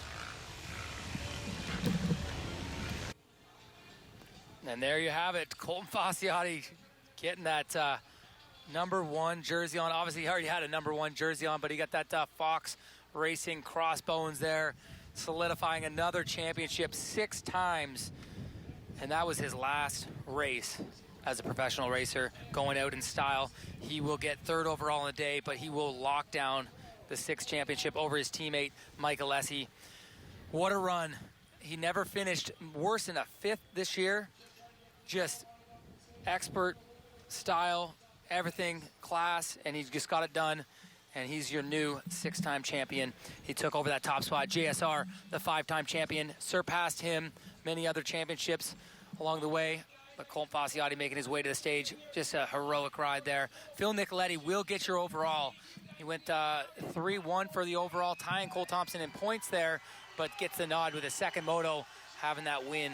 So Cole Thompson 2nd overall. Colton Fasciotti 3rd overall in the championship. Michael Alessi 4th and 2nd in the series. Keelan Meston getting a 5th, another 5th overall for Keelan Meston. Great riding to end out the series there. Chase Marquier finds himself in 6th overall for the day. Great ride by that Manluck Yamaha. And the crowd is going nuts there for Fasciotti. We got Cartwright getting 7th overall. Clayson 8th, Dowd 9th, and Gaynor rounding out that top 10 overall today. Great ride by the rookie Sam Gaynor. Really making a push for that Rookie of the Year, the Parts Canada Rookie of the Year, the coveted award we give out after Supercross as we get ready for Supercross. A lot of momentum shifted throughout this series. We've seen Thompson win that series in Arena Cross, and now we're going to head down to Gauldy. Show what's up, Coach. Show what's up. Get the logo in there. Okay. Wow. We got so much business to take care of here today. We're going to take our time. We're going to give each rider their moment. We have so much time to celebrate. There's my lovely wife. Hi, Amy. Miss you. Been working so much today. Okay. The first thing we're going to take care of here today is we're going to bring the number 16 up to the stage first. Okay? He was our last year's Triple Crown Series champion. He still has a shot at that. He's going to finish 4th overall in our MX Tour Series, but he's going to finish 2nd overall here today. The Red Bull KTM Factory Thor Racing rider. I see him getting his goggles. He's getting a hat. Come on up here, Cole. Let's go. Get your hustle on, buddy. We got some business to take care of. Make some love, everybody, for the number 16, Cole Thompson. Here he comes right here. Second place bat. All right, come on up here, Cole. All right, grab that second place bat as well. That's for the overall here today. That's the trophy, buddy, yes. You can beat the stage with that thing if you like it. I'm going to move over here. Cole, an awesome day here to finish off this series. Obviously not getting that MX title. Still in the hunt for the Triple Crown. The crowd, the day, everything was amazing. Your first moto was unreal. Just give me your whole perspective right now. And obviously, a friend of yours there getting his 6th championship. Yeah, great for him. That team works hard. It's frustrating, man. It's never easy coming here and getting beat. It's never easy watching other people celebrate when you work hard. And we did a lot of work this year to come here and try to be in the hunt. And unfortunately, we just weren't this year. We got a couple injuries, and then we kept fighting, and it just seemed like every time we take a step forward, we kind of get kicked back a few. But this weekend was good. I mean, we were there. Lost those guys right at the end. I was hoping to try to get second, at least get the overall. But nonetheless, man, it was great to be back home. This crowd's amazing. This is why we do it. This is why we put the tape on our ankles and our back and whatever else that's broken on us, and we come out here. It's because of you guys. You know, without you guys, this sport wouldn't be what it is. And very thankful to race in front of so many great people that have supported me my whole career and continue to support me. Give it up one more time. Cole Thompson, 2nd overall for the day.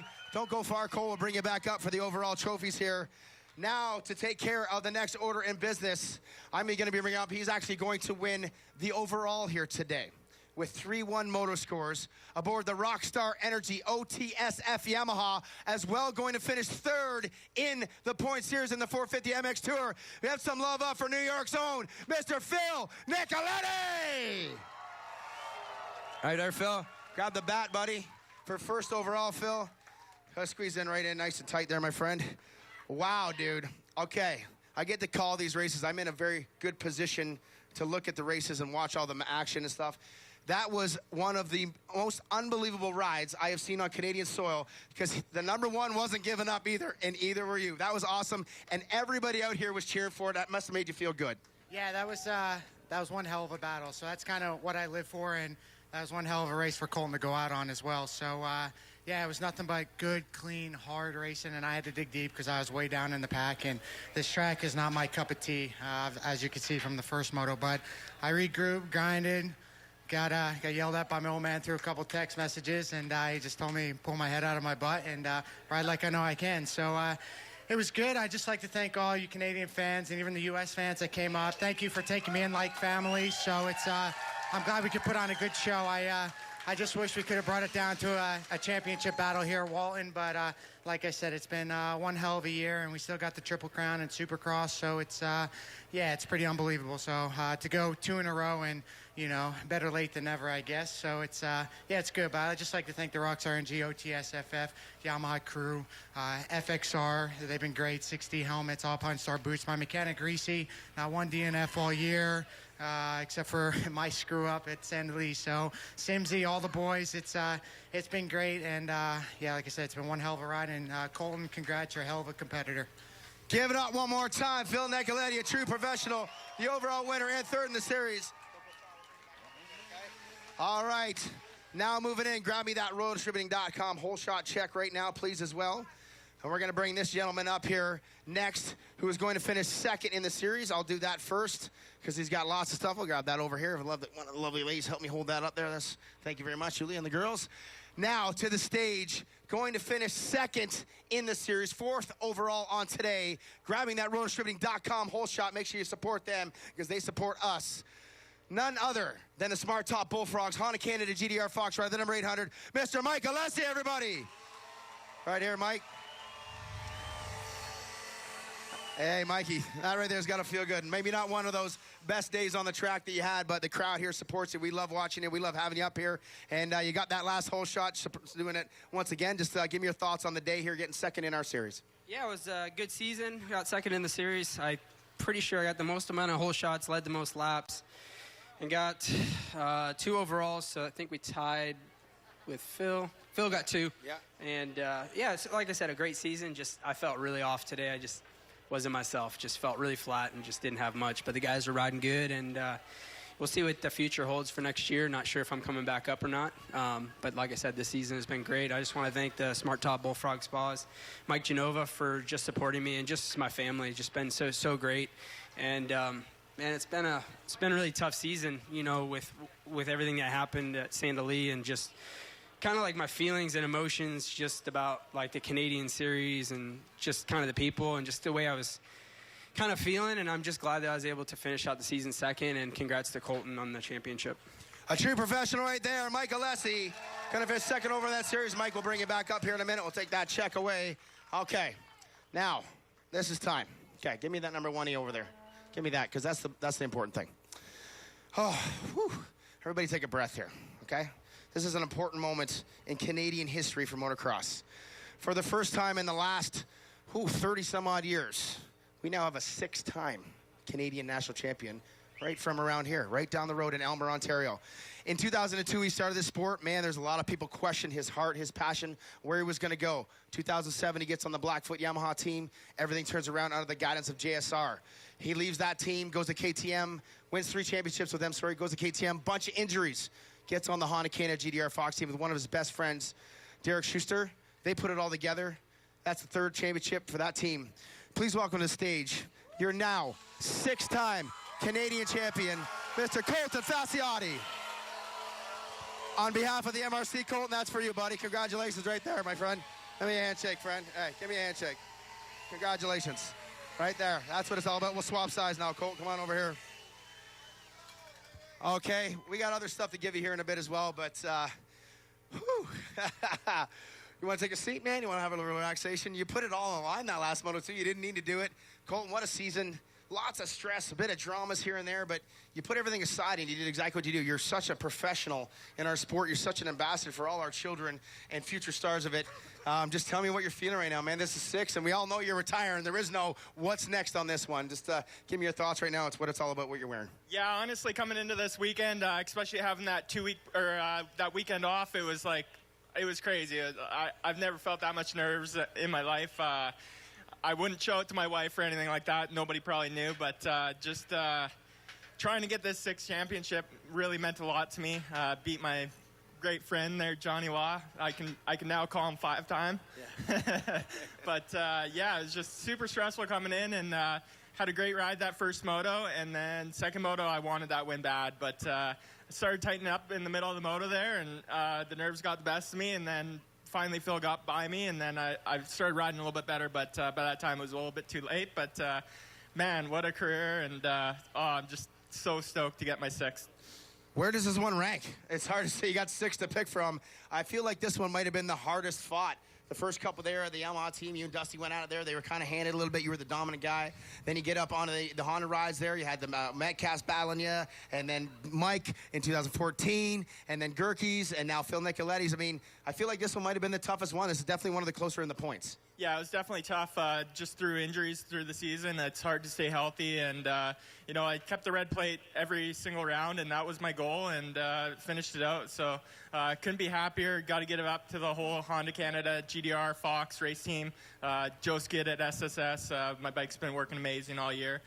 Proven Motors, Atlas, Matrix, Easy Clean, my wife, of course, for putting up with me, and, you know, can't thank her enough. She's my better half for sure, and I wouldn't be able to do it without her. And it means a lot to finish my career here.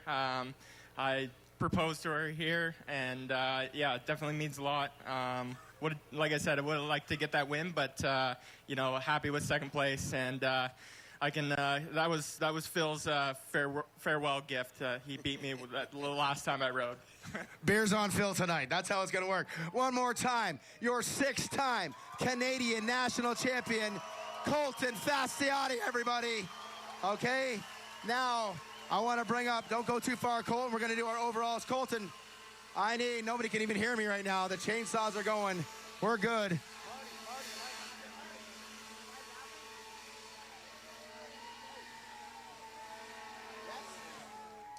All right. Okay, we got 3 minutes still on Fox Sports Racing Live. I want to bring up Melody and Brett Lee and Colton Fasciotti one more time. Colton, if you could please make your way up, as well as the local premier, Ben Law, Colton Fasciotti. Colt, come on back up here. Get back up here, please, to present. Sorry, my fault, not that. Phil, I'm sorry. My bad. Get up here, Phil. I'm an idiot. I got nervous on TV for the first time in my life. All right, come on up here, Phil. Brett, Melody, the owners of Walton Raceway, as well as Ben Laub right here. We'll get a couple of words from Ben as well. Ben, this is a presentation you've done for many years here. Awesome to have you out here, for a local politician out here doing some good stuff, and you're handing it off. Well, he's an American. We got to give it to him now, I guess, but that's cool, I guess. No, kudos to the Lee family. Brett, the grounds look fantastic here. Great crowd. The athletes here are second to none in motocross. To think in a rodeo, you go 8 seconds on a Bronco and you win. This is 35 minutes on a Bronco for a championship, so congratulations. As far as Colton goes, if you think about it, Tom Brady, Michael Jordan, and Colton, they're all in the same category for championships, so way to go. And Phil Nicoletti will take the King of Walton this year on the Rockstar Energy OTS Yamaha courtesy. Get that presentation shot right now. Okay, I'm going to close it with the crowd. And then I'll just look after everything else. All right, there we have it. You guys off the stage. Rockstar girls, stay there. We're going to be doing our celebrations, but this is how we're going to close out the 2019 Fox Sports Racing Show. I want everybody out here to get as loud as you possibly can. I want the chainsaws. I want the screams. I want everything, and I want my camera out there. For 2019, the Rockstar Energy Triple Crown Series is now done.